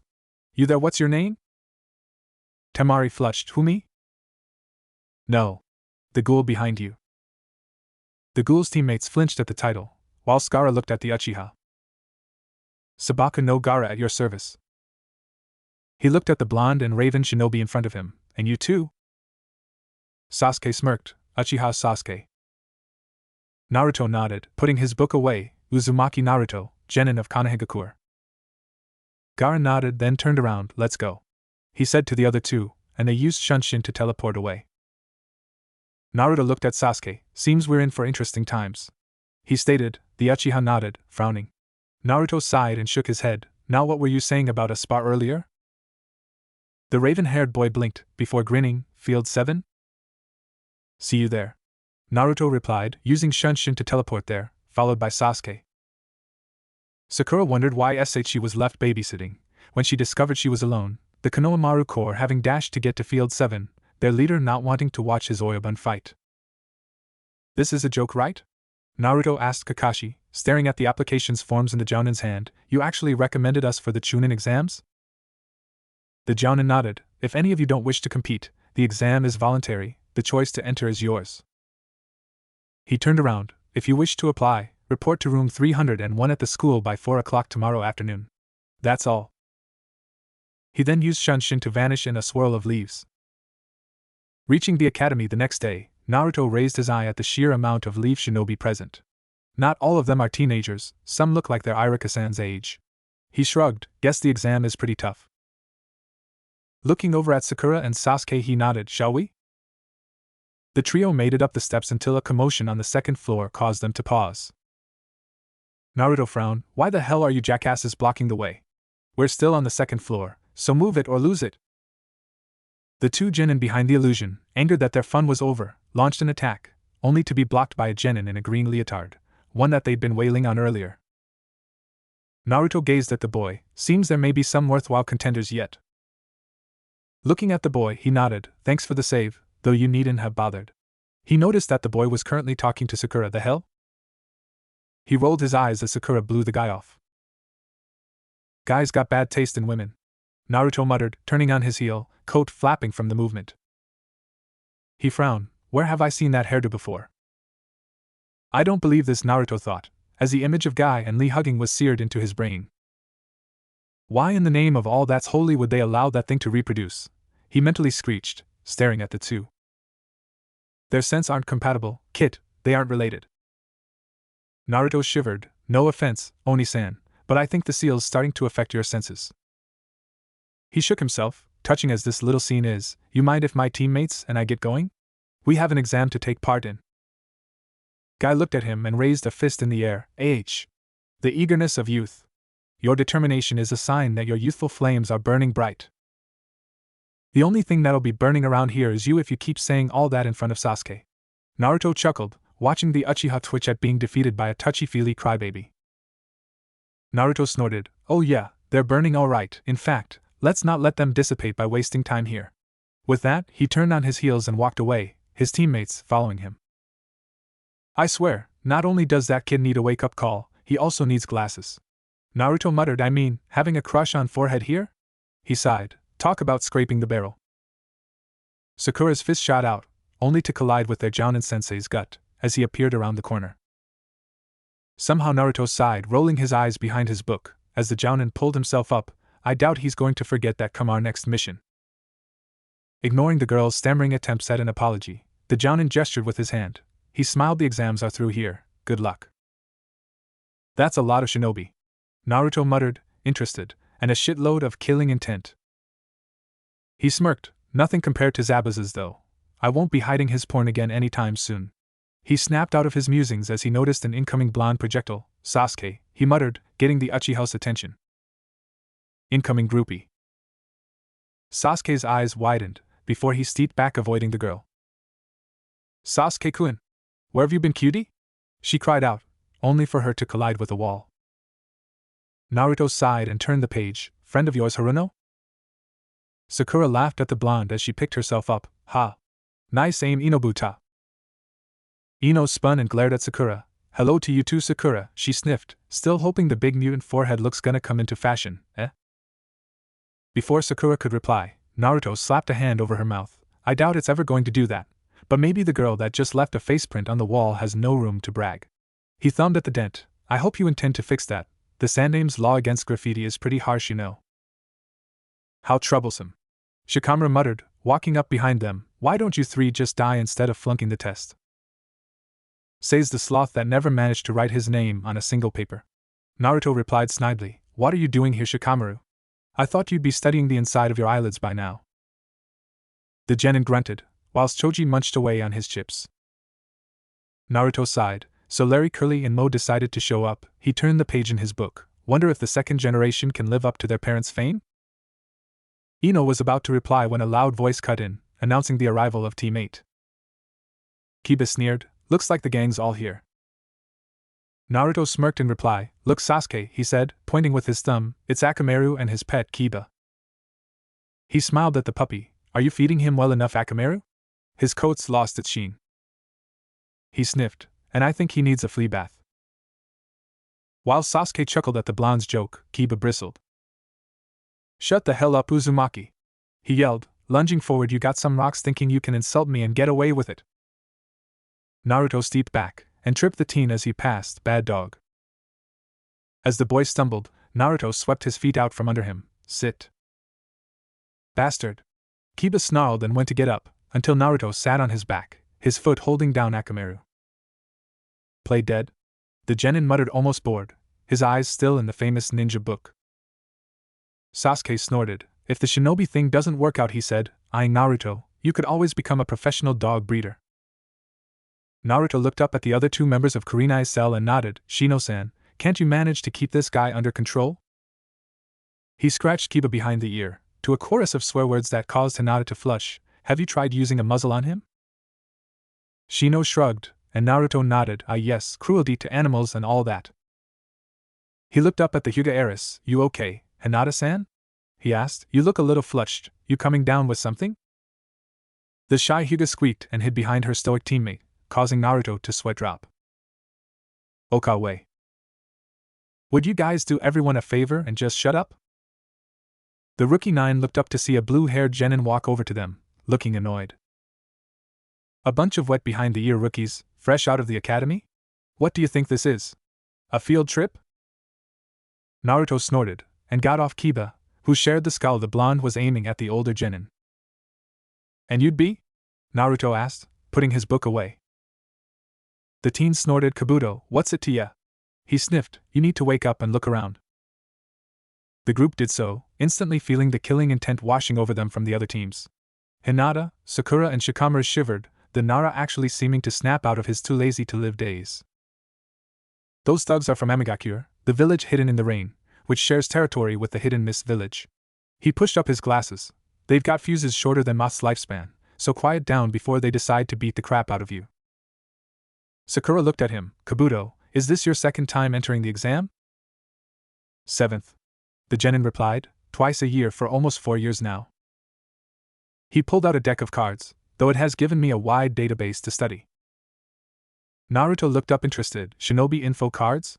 He asked. They show a person's status and other official information, right? He noticed the group staring at him and shrugged. Ira Kanikin uses them for our report cards. He explained. Kabuto smirked. Well, mine are a little different, since they don't cover your grades, but rather, your shinobi talents and missions. Sasuke stepped forward. You got any information of Rock Lee from Konoha and Sabaku no Gaara? He asked, to which Kabuto smirked. You know their names already? That'll make it easier. He pushed chakra into the cards and read the details. Rock Lee, a year older than you lot. Missions, 20 D rank, 11 C rank. He read on. Seems his specialty is taijutsu, only base ninjutsu at best. He's a first-time contender. Teammates, Hyuga Niji and Tenten. He looked at the other card and frowned. Sabaku no Gaara, 8 C ranks and a B rank. He whistled. That's impressive, not many genins get B rank assignments. He continued, since he's from Sunagakure, I've got next to no info on him, other than that he returned from every mission unscathed. He looked at the Uchiha, without a scratch. The rookies gulped, including Naruto. Even I get battered around a bit on missions, he muttered, especially that mission to Wave Country. Every hidden village has sent its teams here to be tested, even Otogakure, but they're a recently formed nation, and thus not as influential as the others. Naruto sensed a subtle change in the room's killing intent, and snorted, and the idiot tells us to watch our mouths? He shook his head. It doesn't matter anyway. The others looked at him and he grinned, confidently, Genin, Chunin, Jounin, I'll beat anyone that stands in my way. As expected, the killing intent in the room swung towards the blonde Genin, causing his fellow rookies to question his sanity. That is, until he let off a wave of killing intent so severe even Gaara's eyes widened in shock. Take that, bitches, never fuck around with someone on their home turf. The sheer amount of killing intent actually stopped the Odanin team in their tracks, stunned. They had been about to bushwhack Kabuto for his slight of their village, but they didn't dare get near whoever was radiating that much killing intent. Fortunately, Marino Ibiki decided to interrupt with a tactful approach. Shut up, you lousy bastards. Naruto smirked at the reference. That's us all right, at least you're direct. He chirped cheerfully, causing a few of the assembled proctors to smirk. A smartass, huh? Ibiki said, smirking. We'll see how smart you are on the test. Get in your seat, I'll hand the papers out soon. Naruto froze, his blood actually freezing. Oh sweet mother of Shodai Hokage, not a paper test. Naruto, for all his bluffs and field experience, for all his sarcastic jabs and barbs, wasn't known as the dead last at the academy for nothing. He sucked on all things theory test related. He listened as the scarred Jounin proctor explained the rules and scowled. Fucking sadist, he muttered, it's like they set this exam up to make me fail. He cursed again when he saw the exam itself. Oh cartwheeling kitsons, I'm a goner. He looked around, everyone else had started, and he noticed Akamaru barking at Kiba, no doubt telling him the answers. Hey Anai-san, a little help? Naruto asked, and then was shocked by the fox's reply. Sorry kid, but you have to figure this exam out by yourself. Remember, look for the hidden meaning within the hidden meanings. Naruto's sweat dropped. Since when did Anai-san become like Kakashi-sensei? He muttered. Halfway into the exam and Naruto was a wreck. He'd racked his brain on every question and still couldn't answer one. I swear to God, if I meet this guy after the exam, I'm gonna send and Goroshi him with a friggin' Zanbato, he muttered, glaring at Ibiki. The Jounin commander shivered at the level of killing intent he felt directed at him. What the dash, he thought, looking around. Seems some of the tykes are getting testy. He chuckled at the pun. Naruto gripped his head. Damn it. Almost blew it there. He'd cease glaring at Ibiki as the Jounin sensed his killing intent. I'd probably be kicked out for threatening a Jounin. Ano Naruto-kun. Naruto looked over at the girl next to him. Hinata? Where the heck dash? He shook himself. How in the name of Nidame did I overlook her? Kyuubi shrugged. She is the type most people overlook, the shy quiet types. The fox snickered. Those types are usually moaners. God, I love moaners. Naruto rolled his eyes. Ero-kitsune. He turned to the Hyuga. What is it, Hinata-san? The shy Hyuga flushed. Ano, you can look at my paper if you want. Naruto stared at the girl. The fuck? What does she take me for? An idiot? He frowned. Why? What's in it for you if you help me? Hinata flinched and began twiddling her fingers, looking more nervous by the second, causing Naruto to sweat drop. Oi, why are all girls so weird? I don't want you to have to leave so soon, Naruto-kun. Naruto's eyes widened, then smirked. Hinata, nice as that sounds. His eyes flicked to Ibiki. I can't take the risk, I'll wing it on the last question. Hinata looked downtrodden, so Naruto smiled at her. But it was nice of you to offer, I always lose my nerve on tests. The Hyuga's face went tomato red and she lowered it, hiding her eyes with her bangs. Now, Naruto muttered, let's see what this last question is. What kind of cowards do you take us for? Naruto roared, the force of his voice actually causing Ibiki's coattails to flap. I don't know about the rest of these bastards, but I for one think those who just gave up were nothing but pussies. He snorted, ignoring the looks of astonishment from everyone in the room. Ibiki snorted, kids got more balls than most jounin I've seen, talking to a proctor like that. If you think you can intimidate me with your never allowed to apply again shit, Naruto paused for breath, you're wasting your time. Do your worst, Scarface, you don't scare me. Everyone in the room stared at the genin, several wondering if Ibiki was going to go all jounin on his ass, but the proctor merely smirked. Little man, his smirk widened. I am impressed, but are you really prepared to be a genin for the rest of your life? Naruto snorted, bring it on, Mr. Proctor. Ibiki snorted, amused, screw jounin, this kid's got more rocks than most ANBU. For all those still present, he paused for effect, watching the genin lean forwards. You've just passed the first exam. Crash. Everyone's sweat dropped at the sight of Naruto's foot twitching in the air, having face faulted right off his chair. Maybe not, Ibiki muttered, a little too high-strung. Sadistic bastard. Naruto muttered, his gaze attempting to add to the holes in Ibiki's head as the proctor replaced his Hitaite headband, leading us on like that. At that minute, the window shattered and a large banner unfurled, revealing a woman. Don't celebrate just yet, she called out. I am the second examiner for the Chunin exams, Mitarashi Anko. She tilted her head, time's a wastin' people. Let's go. She raised a hand in the air, follow me. All that followed this introduction was the sound of crickets chirping. You have got to shitting me, Naruto muttered, banging his head against the table. Sweet mothers of all the Hokages, what in the world did I ever do to deserve this? Everyone looked at him as he scowled at the monument.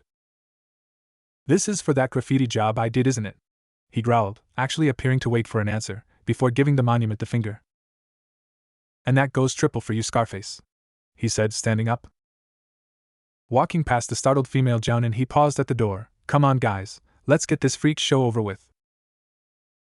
The rest of the genin filed past, ignoring the female jounin, much to her ire. Ibiki snorted, Uzumaki Naruto is a very intriguing young man. After leaving the academy, Anko led them all to what appeared to be a fenced-off forest.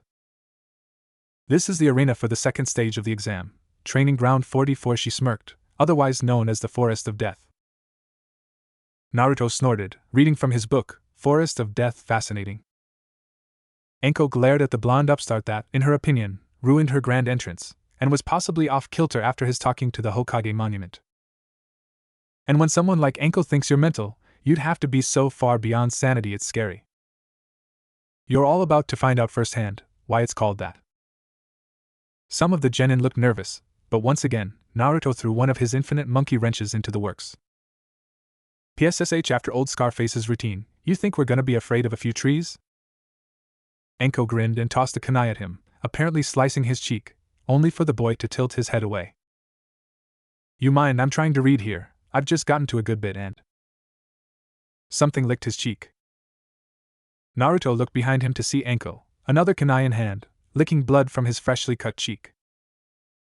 You sound pretty confident, for a brat, she murmured, looking over his shoulder. So what are you reading, a fairy tale? The surrounding genin snickered, until Naruto replied, it's called Famous Shinobi Throughout History and Their Achievements, Volume 2. I'm currently reading up on the legendary Sannin, Orochimaru of the Sannin. Anko froze at the name, before frowning. And what's it got to say? She asked, wondering who would write such a thing. Naruto shrugged, doesn't cover much on his techniques, but from what I can make out, he must have been a freaking genius. He snorted that, or the guy that wrote this was a brown-nosing little bitch that had a stalker crush on the guy. Anko let out a laugh, wondering what her former sensei would say if he heard the boy. Probably beat the living hell out of him, and then go looking for the author of the book. Nearby, a grass nin with long hair seemed to be rather amused at the antics of the blonde-haired genin. Interesting. Naruto stared at the heaven scroll in his hands, wondering what could possibly be inside the thing. With my luck, possibly another freaky proctor, waiting to bash my head in, he snorted, then tossed the scroll to Sasuke. You up for this? The Uchiha smirked, I should be asking you that, you looked ready to faint in the first exam. Naruto snorted, waving a fist, I graduated thanks to my practical skills, having a big brain can only carry you so far. He looked over at Sakura, take Haruno for example, we're gonna have to pick up her pace and any slack she leaves. Sakura shrieked and attempted to beat the genin senseless, but he dodged and leapt onward through the trees. They landed in a deserted clearing. Sasuke then looked around, place certainly lives up to its name, if only by appearance. Naruto nodded, maybe the death part has something to do with all the enemy shinobi wandering around looking for us. Sasuke frowned, I doubt that, this place was sealed off, even from the shinobi residence here something has to be in here. Sakura scowled, as the two continued their discussion, completely ignoring her. Damn it, at the academy, Sasuke barely spoke 2 words to anyone. She glared at Naruto, then this loudmouth shows up and suddenly it's as if he and Sasuke have been pals forever. Haruno, Naruto said, if you're going to stand there glaring at me like that, I may mistake you for an enemy in disguise. Sakura, seeing a chance to catch the smart aleck off guard, grinned. How do you know I'm not? She asked snidely, only to dodge a kunai thrown at her forehead. What the hell? Why'd you do that? Naruto sighed, darn, it is you, he spat on the ground, and I wanted to let off some steam. Suddenly, his bowls sent a message to his brain, time to clear the drains, big guy. Turning to Sasuke he nodded, keep an eye, I gotta take a leak. Sakura flushed scarlet, not in front of me you freak. I'm a lady! She shrieked. That's debatable. Naruto muttered, dodging her fist, causing Sasuke to snort. At the Uchiha's noise, Sakura's world went black. Sasuke agrees with him, she thought, growing smaller in the gray background. So he doesn't think of me as a lady? While all this was going on, Naruto was answering nature's call, doing his best to give back to the environment. You know, watching a guy pee is considered to be one of the most perverse things in human culture, he said casually, startling the rain nin that was sneaking up on him, before a tripwire was set of, a garrote wire wrapping around the nin's neck, effectively snapping it with his own weight. And if there's one thing I hate, Naruto muttered, pulling his zipper up, it's perverts. Searching the nin's corpse revealed another heaven scroll that he stashed, just in case they lost their own, as well as several spare scrolls for storing items.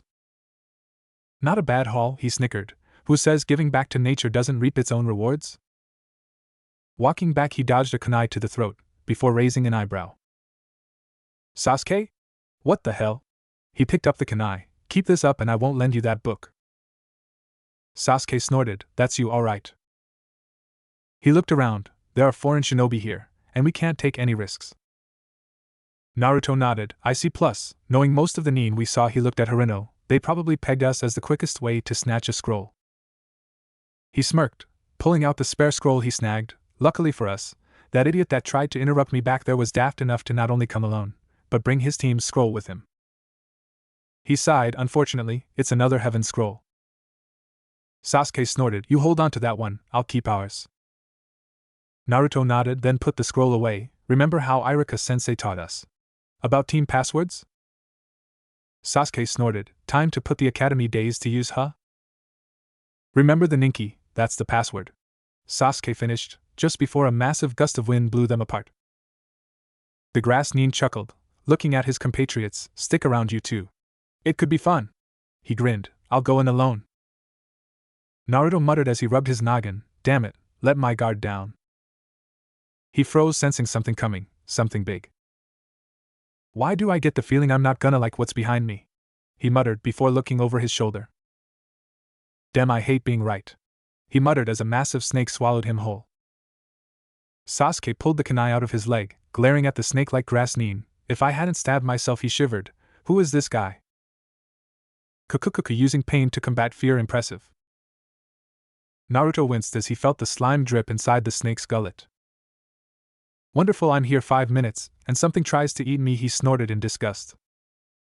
Hope you enjoyed the appetizer. Here's the main course, Kaiga Bunshin no Jutsu. The snake seemed to swell up, a what the food dash, look on its reptilian face, before it burst apart, revealing over 100 disgusted-looking Naruto clones. Eyeing the snake, Naruto grinned, waste not, want not. Using his clones to help out, Naruto began carving the snake up to use as food, storing the massive chunks in the storage scroll. Better grab some of the snake's venom too. He muttered, big-ass snake like that, venom has to be a bitch to cure. Sasuke dodged and wheeled, attempting to avoid the snake that was lunging at him, before making seals. Snake, ram, monkey, boar, horse, tiger, he breathed in katan, Gakaki no Jutsu. Just before the fireball hit, something burst out of the snake's back, out of the way of the blast. Impressive, Sasuke, but you shouldn't let your guard down, that's no fun for the predator. The grass Nin actually slithered up the tree towards the Uchiha, until something landed in front of him, a snake fang, freshly ripped from its host's jaw by the looks of it. I swear, Sasuke, your stalkers get creepier by the second. The grass Nin looked up and flinched. That face, dear Kami, could it be? You there, the grass Nin muttered, regaining his calm demeanor. What's your name? Naruto smirked. Isn't it considered polite to give your own before asking? He asked snidely, his fox-like grin in place. Kami-sama, even the grin is like Arashi's. The grass Nin smiled, almost sadistically. Beat me and I'll tell you. Naruto snorted. That all? He used the Konoha Shunshin to appear next to Sasuke. If that's the case, we'll beat it out of you. He looked at Sasuke. Windmill maneuver, I'll play decoy. Sasuke nodded, his Uchiha confidence returning with the support of his enigmatic teammate. Naruto looked at Sakura. If Freak Show there starts any genjutsu, cancel them. Orochimaru was pleased. Not only were they putting up a fight, but he'd actually witnessed the Uchiha's startling development, and much to his pleasure, the blondes as well. To think he would develop so quickly, the Sannin thought. Erasure, your legacy is quite impressive. He readied the 5-element seal as he held Naruto up with his tongue. But I can't jeopardize the plan, forgive me, Erasure. Gojiofuen, the 5-element seal. Naruto screamed as the purple chakra enveloped him. Within him, he heard the desperate cries of Kyuubi as he tried to stay in contact with him. Then nothing, he felt strangely empty, alone. Naruto began to shiver since his birth, since the seal was put in place. Kyuubi had always been with him, sending comforting vibes to settle his young mind, like a soothing hand on his shoulder. Now that presence was gone, the hand was gone. Forgive me, he heard the freaky grass Nin mutter, before passing out. Sasuke caught his blonde teammate as he fell, glaring at the Nin. Who the hell are you? I am Orochimaru, the giant snake.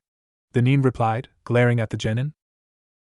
I had thought to leave you a parting gift, he turned his back, but out of respect for the fight you two put up, I won't. He glared at them, freezing them with killing intent, and a grin that, somehow, was even worse, spread across his features. Until we meet again, Sasuke-kun.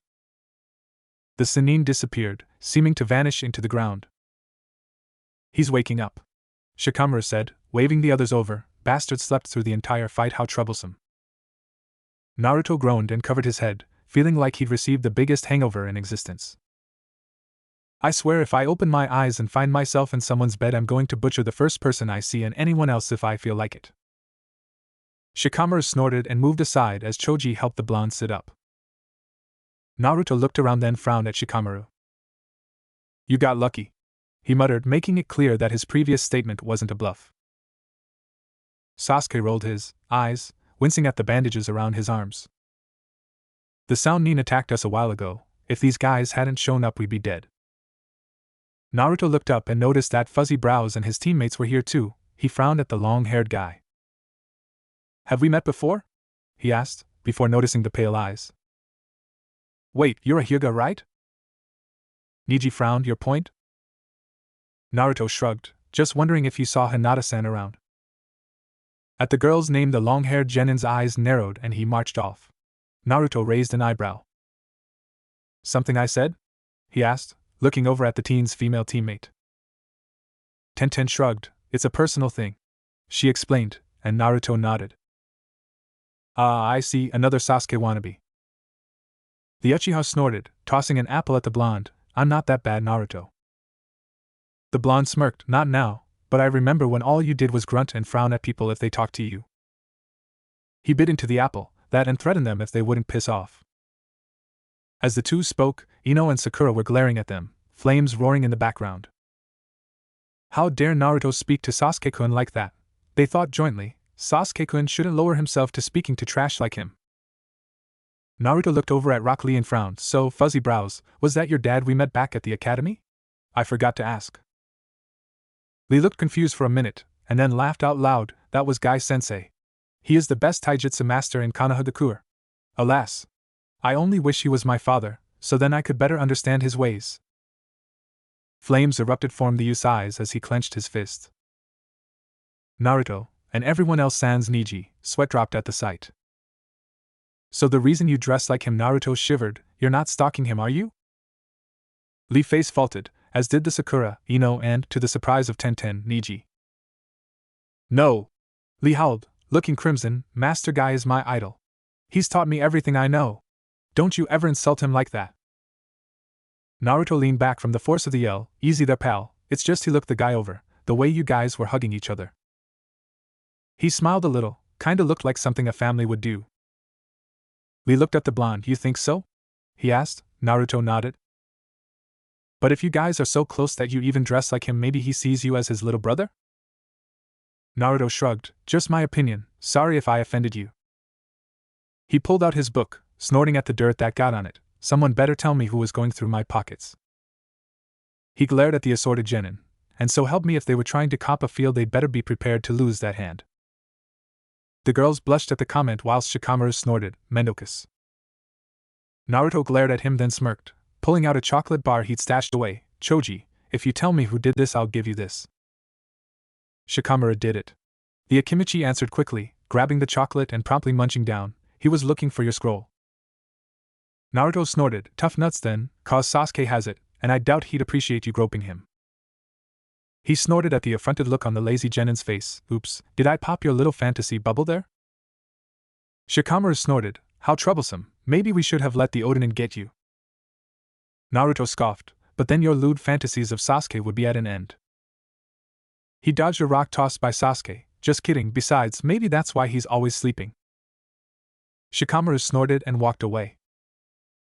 Naruto frowned a little then stood up, pulling the storage scroll out of his pocket. Right, listen up, grateful as I am for the assist and charming conversation, he said, holding the scroll up for all to see. I don't like having debts. He released the sealing jutsu and pulled out the spare heaven scroll. So here's how it works, whoever needs a heaven scroll, step forward, it's all yours. Tenten stepped up, but so did Ino, causing Naruto to sweat drop. Crap. He thought for a second then smirked. Got it, we'll settle this the old-fashioned way. Tenten and Ino braced for a fight.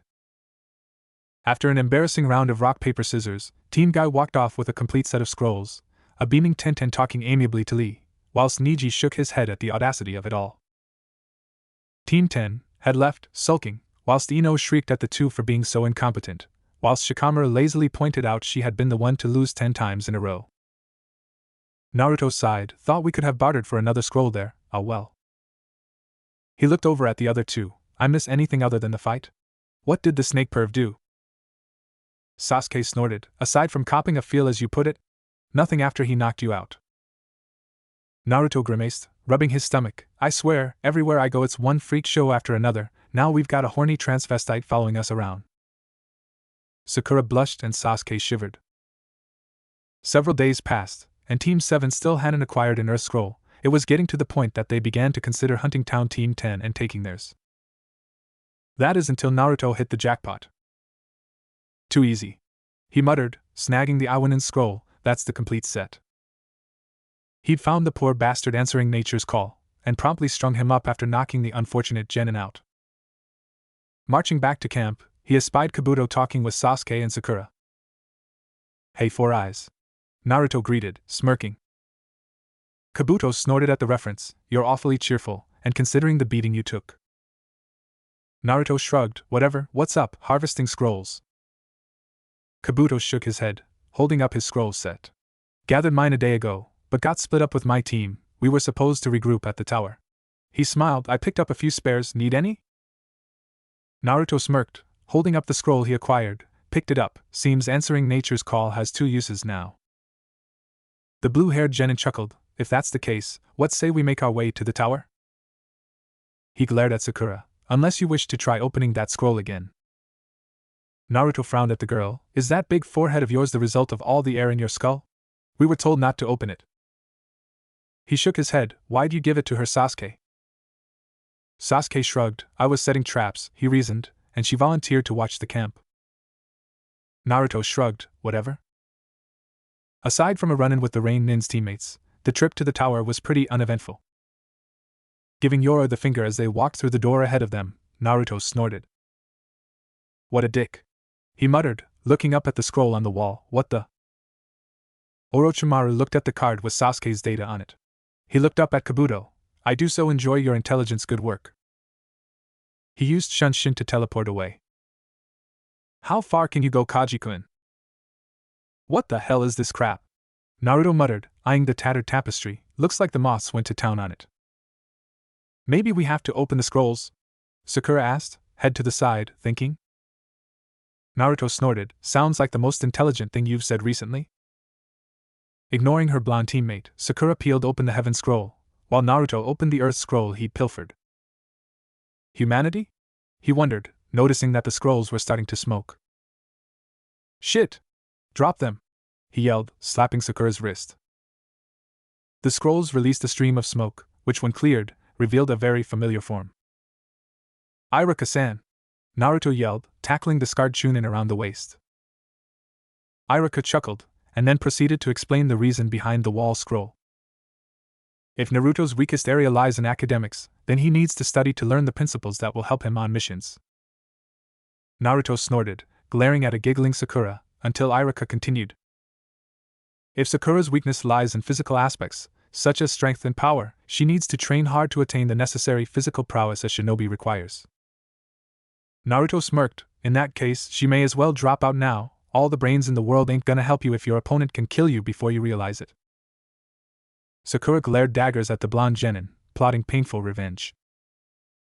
Iruka smirked. Chunin are the unit commander class responsible for leading their teams, and only those that optimize wisdom and strength stand a chance of attaining that rank. Learn it, live it, believe it from the bottom of your heart. He looked at them somberly. Keep the Chunin directive foremost in your mind as you move on top the next exam. Then he smiled. That's the entire message. Naruto saluted. Yes, sir, causing the Chunin to smile sadly. Don't overdo things in the 3rd exam. He looked at his Ototo. Especially you, Naruto. I worry about you. Naruto frowned, his face taking on an unusually serious outlook. The day I received my Konoha graduation Hittite, I stopped being a student. Looking at Iruka's shocked face, Naruto continued, no need to worry. He tapped his headband. This is proof of my maturity, and I got it from you, Iruka-san. Locking eyes with the Chunin, he continued. You know me better than anyone in this village, so I won't tell you my personality's changed, but I'm not a kid. He smirked. I'm a full-fledged shinobi. The blonde's face softened into a warm smile. But thanks for your concern, I appreciate it, Nichan. Iruka looked shocked. Naruto had never called him Nichan since he was a child. The Chunin smiled sadly at the memories, before nodding, remembering Kakashi's words. They're not your students anymore. They're my subordinates. He sighed. Well, Kakashi, it looks like it's you, not I, who know what these kids are capable of. Congratulations to all of you, for passing the 2nd exam, Enko called out, looking over the assorted ranks of genin. Hey, we started with 78 applicants, it's amazing that 27 of them actually made it. She smirked sadistically. I said I'd pare their numbers down to less than half. but I was really only expecting a single-digit figure. Ino was ecstatic that Sasuke's team actually made it to the semi-finals, or Sasuke had at any rate, whereas Shikamaru was grumbling at the remaining amount of competitors. Up on the podium, Mato Guy snorted. "Your students made an impressive showing," he said to Kakashi. "I wonder how much of it was dumb luck?" He smiled confidently. "Not that it matters. My team is bound to knock them out in the next round." Turning to Kakashi, he continued, "At the next level, it will all be about their abilities or lack thereof." He sighed. Well, sometimes being young is all about dealing with heartbreak, at Kakashi? The cycloptic Jounin blinked and looked at his bushy-browed colleague. "Huh? I'm sorry, did you say something?" Guy twitched, and began ranting inside his head whilst Kakashi wondered whether his eternal rival had forgotten to take his medication or something. Next to them, a short older woman, possibly in her late 50s, chuckled at the sight, whilst a man in a Tengu mask remained stoic, their headbands bearing the symbol of spirit. As the teams analyzed each other, Naruto snorted. "Aji-san, Kakashi-sensei, Uber brows, even the creepy lady, quite the dream team we have there." He looked at the sound Jounin and froze. "Is it just me, or does Music Boy there look familiar, Sasuke?" The Uchiha nodded. "Can't be a coincidence, he looks too much like the guy we met in the forest." "Now the Hokage himself will explain the third exam," Enko called out. "Listen up and take all his words to heart." "A war in miniature?" Naruto raised an eyebrow at the old man. "Is it any wonder we're at odds with almost everyone here?"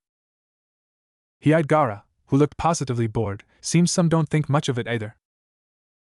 He looked up at Hate and winced. "Yikes, talk about a dead man walking."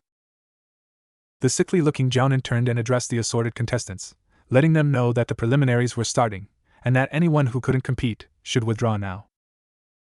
Naruto was about to comment on this when, to his surprise, Kabuto raised his hand and marched off, making some feeble excuse about being wasted from their earlier scuffle with the Rainines. The finals started, with the announcement of the first round fight. Uchiha Sasuke vs Akato Yoroi. The round went off rather well, with Sasuke practically dominating the fight until he realized that getting in close to grapple allowed the taller genin to utilize his chakra-draining abilities. Fortunately, Sasuke managed to use his newly developed Shurshurenden, or Lion Barrage, to pound the poor sod into the arena floor. Next up was Hinata's stoic teammate, Shino, against the unfortunate Oden and Zaku. The cocky sound ninja had to be carried out of the arena when he blew his own arms off. Naruto shivered as the insects crawled back under Shino's coat, after hearing Guy and Niji's revelation. No offense to the guy, but allowing a bunch of insects to turn your body into a walking hive. He shivered again. That's just gross, effective, but gross. Lee nodded, and Kurenai felt somewhat relieved that someone else felt even a little weirded out by the knowledge. Naruto turned to Hinata and nodded, though if he's Hinata-san's friend, I'm sure he can't be that bad. God knows he can't be worse than Akamaru's pet human. Kiba let off a plethora of curses, which Kurenai thumped him for. Next up was a real shocker. Kawabara Kazuma vs Kankuro. Kankuro smirked at his opponent. The teen was taller than him, but from what he could tell, the idiot was all brawn and no brains. He wore his hataite around his arm, over standard, blue shinobi gear and a white coat. He wore a black shirt over what appeared to be fishnet. The carrot-topped teen was currently giving the finger to one of his teammates, not even bothering to look at his opponent. Nuts to you, Urameshi. Just you watch. Kankuro snorted within the wrappings he normally used to carry his puppets, before having Karasu attack. Kawabara dodged his opponent and glared at the binding S on his back, making Kankuro shiver.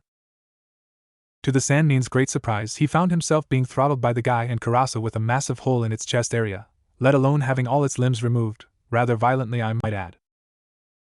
Give up right now, Kawabara growled, or I'll shove what's left of that mutated Barbie so far up your ass, you'll be crapping out splinters. Whimpering a quick surrender, the poor Sannin found himself hurtled across the arena for his troubles. Kawabara snorted and walked up the steps, insulted that the idiot thought he'd lose to a mutated doll. Kakashi raised his eyebrow. Dumb, but he's got a buttload of chakra. He eyed the teen's remaining teammates, and he appears to be the weakest of them, in that aspect at least. Next up was Tsurugi Misumi vs Minamino Kurama. As the redhead walked down the steps, even Sasuke flushed at the sight. Dressed in silk garbs of oriental origin, the red-haired genin seemed almost delicate. Kakashi raised an eyebrow appreciatively. Now there's a keeper, he muttered to himself. The only one not affected by the genin's beauty was Naruto, whose sense of smell told him that falling for this genin would embarrass many here. Misumi waved at the genin. I'll let you have the first blow, ladies first and all. The redhead twitched, before dashing forwards, throwing various punches that Misumi easily avoided thanks to his ability to bend his body at will. That is, until he suddenly stopped dead. Well, why can't I move? He gurgled, feeling most peculiar. I planted a special seed on you as we fought. Kurama explained, it's taken root now and at a simple word from me, it will blossom, from within. Misumi blanched and struggled. Hang on. Can't we talk about this? He waved his arms. We could go out on a date, what do ya say? Yusuke and Kuwabara winced. Oh shit, he's boned, they thought, whilst a red-eyed spirit Nin snorted. HN fool. Kurama's face grew cold. Die. The flowers erupted from Misumi's skin in a torrent of blood. As he fell over, Kurama turned to hate. Be at ease, I held back. I don't like picking on the weak. Smiling, the red-haired genin turned to the audience, and to ensure there are no further mix-ups, I'm a boy. Naruto cackled at the horrified expressions on the assorted males in the area, as did the redhead's teammates, and a certain red-eyed spirit Nin, whose own teammate were giggling. Naruto looked at Gaara, the only person not reacting, other than a smirk in the direction of his Jounin Baki, who was looking a bit bothered. Guess I'm not the only one who noticed. The vessel chuckled, before looking at Sasuke. Isn't that typical Sasuke? The one girl you decide to notice turns out to be a guy? The Uchiha hurled a kunai at his teammate, flushing, though his earlier bout with the chakra-stealing Yoroi took all the power out of the throw. After Misumi's carcass was cleared off the arena floor by the medic Nins on call, the next match was declared. Haruno Sakura vs Yamanaka Ino. That was pathetic. Naruto muttered. Those two spent more time screeching at each other than a pair of cats in heat. He looked over at Sasuke. Why do we put up with her? Sasuke shrugged from his position on the floor. Because we need 3 members to form a cell, and Kakashi's too lazy to find someone to replace her. Kakashi frowned at the two, and was about to cut in, when Naruto held up his hand. I know what you're about to say, so drop it. We're just venting that Sakura, the so-called brains of the academy, only managed a tie. He nodded towards Ino, and for what? Due to some infantile quarrel over the same guy. He smirked at his raven-haired teammate. Maybe we should tell everyone you're gay or something, maybe then they'll leave you alone. Sasuke gave Naruto the finger and the two laughed. You're right, then Shikamaru and every other queer would chase after you. Sasuke grabbed Naruto and put him in a headlock, threatening unmentionable things to the blonde's manhood if he didn't shut up. The next match, between one Yusuke Urameshi and another Reinin called Rando, who looked a complete freak, running around bare-chested and all, ended with the tattooed idiot shrinking himself and the black-haired genin stomping on him a few times. Too bad that chant has to be spoken aloud, it may have come in handy at some stage. Naruto winced at the lack of response, having forgotten that the snake perv had apparently cut him off from Kyuubi. He turned to watch the end of the match between Tenten and the blonde San Nin. Pretty big assortment of weapons she has there. He muttered uncomfortably as the weapons specialist hurled a veritable armory at her opponent, summoned from 2 scrolls she'd placed on the ground. I wonder how I'd fare like that, come to think of it, wonder if I could get a sword like Zabuza's? He grinned at the thought of him cleaving the snake perv in 2 with Kubikiri Hocho, Zabuza yelling at him to give the Zanbato back. Blinking at the sudden gasp, he snapped out of his daydream to see Tenten, back bent at an unhealthy angle on Temari's fan. Harsh. He winced, seeing the look of pain on the Lee's teammate's face. Then his eyes widened as he leapt into the arena, just ahead of Lee, and grabbed the poor girl before she was flung against the wall. What the hell do you think you're doing? He yelled at the blonde Kunoichi, eyes flashing red for a split second. You'd already won. What the hell do you gain by killing her? Temari was about to scoff when a wave of killing intent, immeasurably greater than anything Gaara ever gave off, brought her to her knees, eyes wide. Gaara's own eyes widened in shock, as something he never dreamed would happen, happened. Shikaku is afraid, he whispered, listening to the Tanuki's terrified whimpers. What has Temari done? Naruto growled at the blonde. Try anything like that again and I'll personally shove that fan so far down your throat, you'll beg me to kill you. Temari could only nod, tears of fear coursing down her face as she tried to back away. Naruto snorted and passed Tenten to Lee. Better get her to the medics. The taijutsu expert nodded and turned to go, when Naruto called out to him. Lee, let's show these bastards how real ninja act. He glared at the others. And that goes for the rest of you too, we look out for our own. Guy was actually crying at the beautiful display of youth that the two genin had displayed, whilst Kakashi was skeptical. I thought you hated everyone in this village, Naruto, he asked, not looking at the boy. Naruto spat on the ground. I do, but that's no reason to turn your back on a comrade. He looked at his Jounin instructor. Even if we are on different teams, we're still comrades. Kakashi smirked. Are you sure it wasn't because she's cute? Naruto's response, a knee to the balls, caused many to stare at the genin in shock. Kakashi no hentai, is that all you think about? He glared at the twitching Jounin. Suggest that again and I swear I personally hunt down and slaughter the guy who writes that dime store smut you call literature. Every male Jounin, and Anko, winced at this, wondering if Kakashi would be able to walk again. Near the women's bath, a white-haired lech sneezed, giving away his location, and earning a one-way trip to Painesville. Naruto was so annoyed he practically punted a hapless Shikamaru into the arena when the lazy genin mentioned how troublesome it was when his match was called out. The genin landed on top of his startled opponent, the female Sao Nin. Naruto's sweat dropped. Sorry, he called out, scratching the back of his head. The match ended with a concussed kin being carried by medics. Shikamaru marched, or rather, limped up the steps. Naruto's kick had bruised his left butt cheek, something awful, not that he'd admit it in public, and he would have glared daggers at the genin if it weren't so troublesome. Niji frowned, as he began to measure up this year's rookies, deciding the cut was much better than when he'd been at the academy. The board announced the next contenders. Uzumaki Naruto vs. Inuzuka Kiba. Ignoring Kiba's ecstatic cries, Naruto used Shunshin to teleport into the arena. Before we start, I have one thing to ask, Naruto said. Kiba snorted. If you're asking me to leave Akamaru out of this, forget it, we fight as a team. Naruto raised an eyebrow. Actually, I was going to ask Akamaru if you'd had your shots yet. Kiba howled in outrage and hurled himself at the blonde. That's it. He made several hand seals, Shikyaku no Jutsu, then lunged forwards on all fours attacking Naruto. The doppelganger burst into smoke, causing the Inuzuka to snort in annoyance. Easy there, Bakinu, Naruto muttered, reading from his book again, or my friend there may decide to nick something vital. Kiba stared at the sight of Akamaru held in the grasp of a doppelganger and smirked, tossing the pooch a soldier pill. Naruto's eyes widened as he stared at the changed mutt. Okay, didn't expect the mutt to be a freaking drug addict. He put the book away and pulled a scroll out. Better get ready. Damn it, he cursed as he pulled himself up.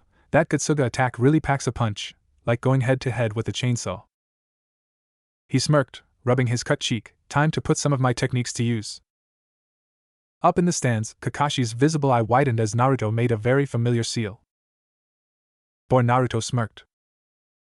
The finest of the arts used by those hidden in the mist and rain, Kirigakyu no Jutsu. Everyone's eyes widened as a thick blanket of fog fell over the arena, hiding the two genin from view. Kiba snorted, as the mist seemed to blanket even Naruto's scent from him. Damn it, he growled, this was supposed to be an easy win. He glared around at the fog. Where'd that bastard learn this from? There are 8 targets, a cold, distinctly chilly voice called out. Anko's eyes widened. It sounded very similar to Orochimaru's. Orochimaru raised an eyebrow, almost flattered that the genin would use his voice in a scare tactic. Throat, spinal column, lungs, liver, the jugular vein, the subclavian artery, kidney, heart, kukukuku, so many choices. What vital, vulnerable place shall I choose? Kiba shivered within the fog, while Sasuke and Sakura shivered above it, knowing just how effective this tactic was. Seems Naruto's been pickling up a few things. I'd better up my game if I'm gonna win this, Sasuke pondered, shivering with anticipation. Yusuke whistled. Kid's pretty cocky, isn't he, Kurama? The redhead chuckled. Reminds me of you. He looked at Kuwabara. Can you sense him? Kuwabara nodded. Yeah, he's got a scroll in his hands. I think he's going to try a summons. Oh wait, I forgot a very vital target, Naruto called out. Care to guess what it is, Bakinu? Show yourself, you coward! Kiba screamed, hurling kunai at the sound. Fight like a man. There was a deadly silence, even more chilling than the voice. Something tells me that was the wrong thing to say, Yusuke muttered. A coward, is that what you called me? The anger in that voice was unmistakable. I lived my earliest days being treated like the shit your clan cleans out of their kennels. beaten and abused by everyone I met. Kiba backed up a little, the killing intent in the mist rising to an extreme thanks to his enhanced senses. If it wasn't for the old man and Irika, I'd have died a dog's death, and if it weren't for me Zabuza-san and Haku-chan would have suffered the same fate. Naruto chuckled. You want me to fight like a man? You mutt? He rubbed his blood on the scroll he pulled out earlier. I'll go one up, I'll show you how true shinobi fight. Oh, serious? Kuba puning on the way. I'll show you how true shinobi fight. Everyone waited on bated breath as the blonde's voice cut through the air. Interesting, Orochimaru muttered. Arashi-kun, your son is just as ornery as you were. Gaara shivered at the smell of blood from Naruto's wounds. Shikaku was scared of this boy. Why? Naruto-kun, Hinata whispered, twiddling her thumb. Naruto activated his Kyuubi and began making seals. Tiger, snake, dragon, dog. He slammed the scroll into the ground. Doton, Tsuga no Jutsu, he called out mentally. Kiba was about to call out again when a rumbling reached his ears. Shit! He cried as something latched onto his limbs, holding him in place. Against the wall, a stifled yelp revealed that Akamaru was in a similar predicament. Grinning, Naruto cancelled the mist jutsu. How many of my techniques does Naruto know? Kakashi muttered under his breath, and I don't remember giving him a summoning contract. He gasped in shock, eye widening in disbelief. Nanny? As the fog cleared, everyone's eyes widened in shock. 4 foxes, each the size of a wolf, were holding Kiba in place, a fifth with his paws securing a whimpering Akamaru, teeth wrapped around the poor pup's throat, not enough to draw blood, but enough to hold him still. Not bad, huh? Naruto said, dusting himself off. Kakashi-sensei used this technique on someone we met when we got Zabuza to join us, so you should feel honored that I'd use one of the infamous Kopinins tactics to show you up.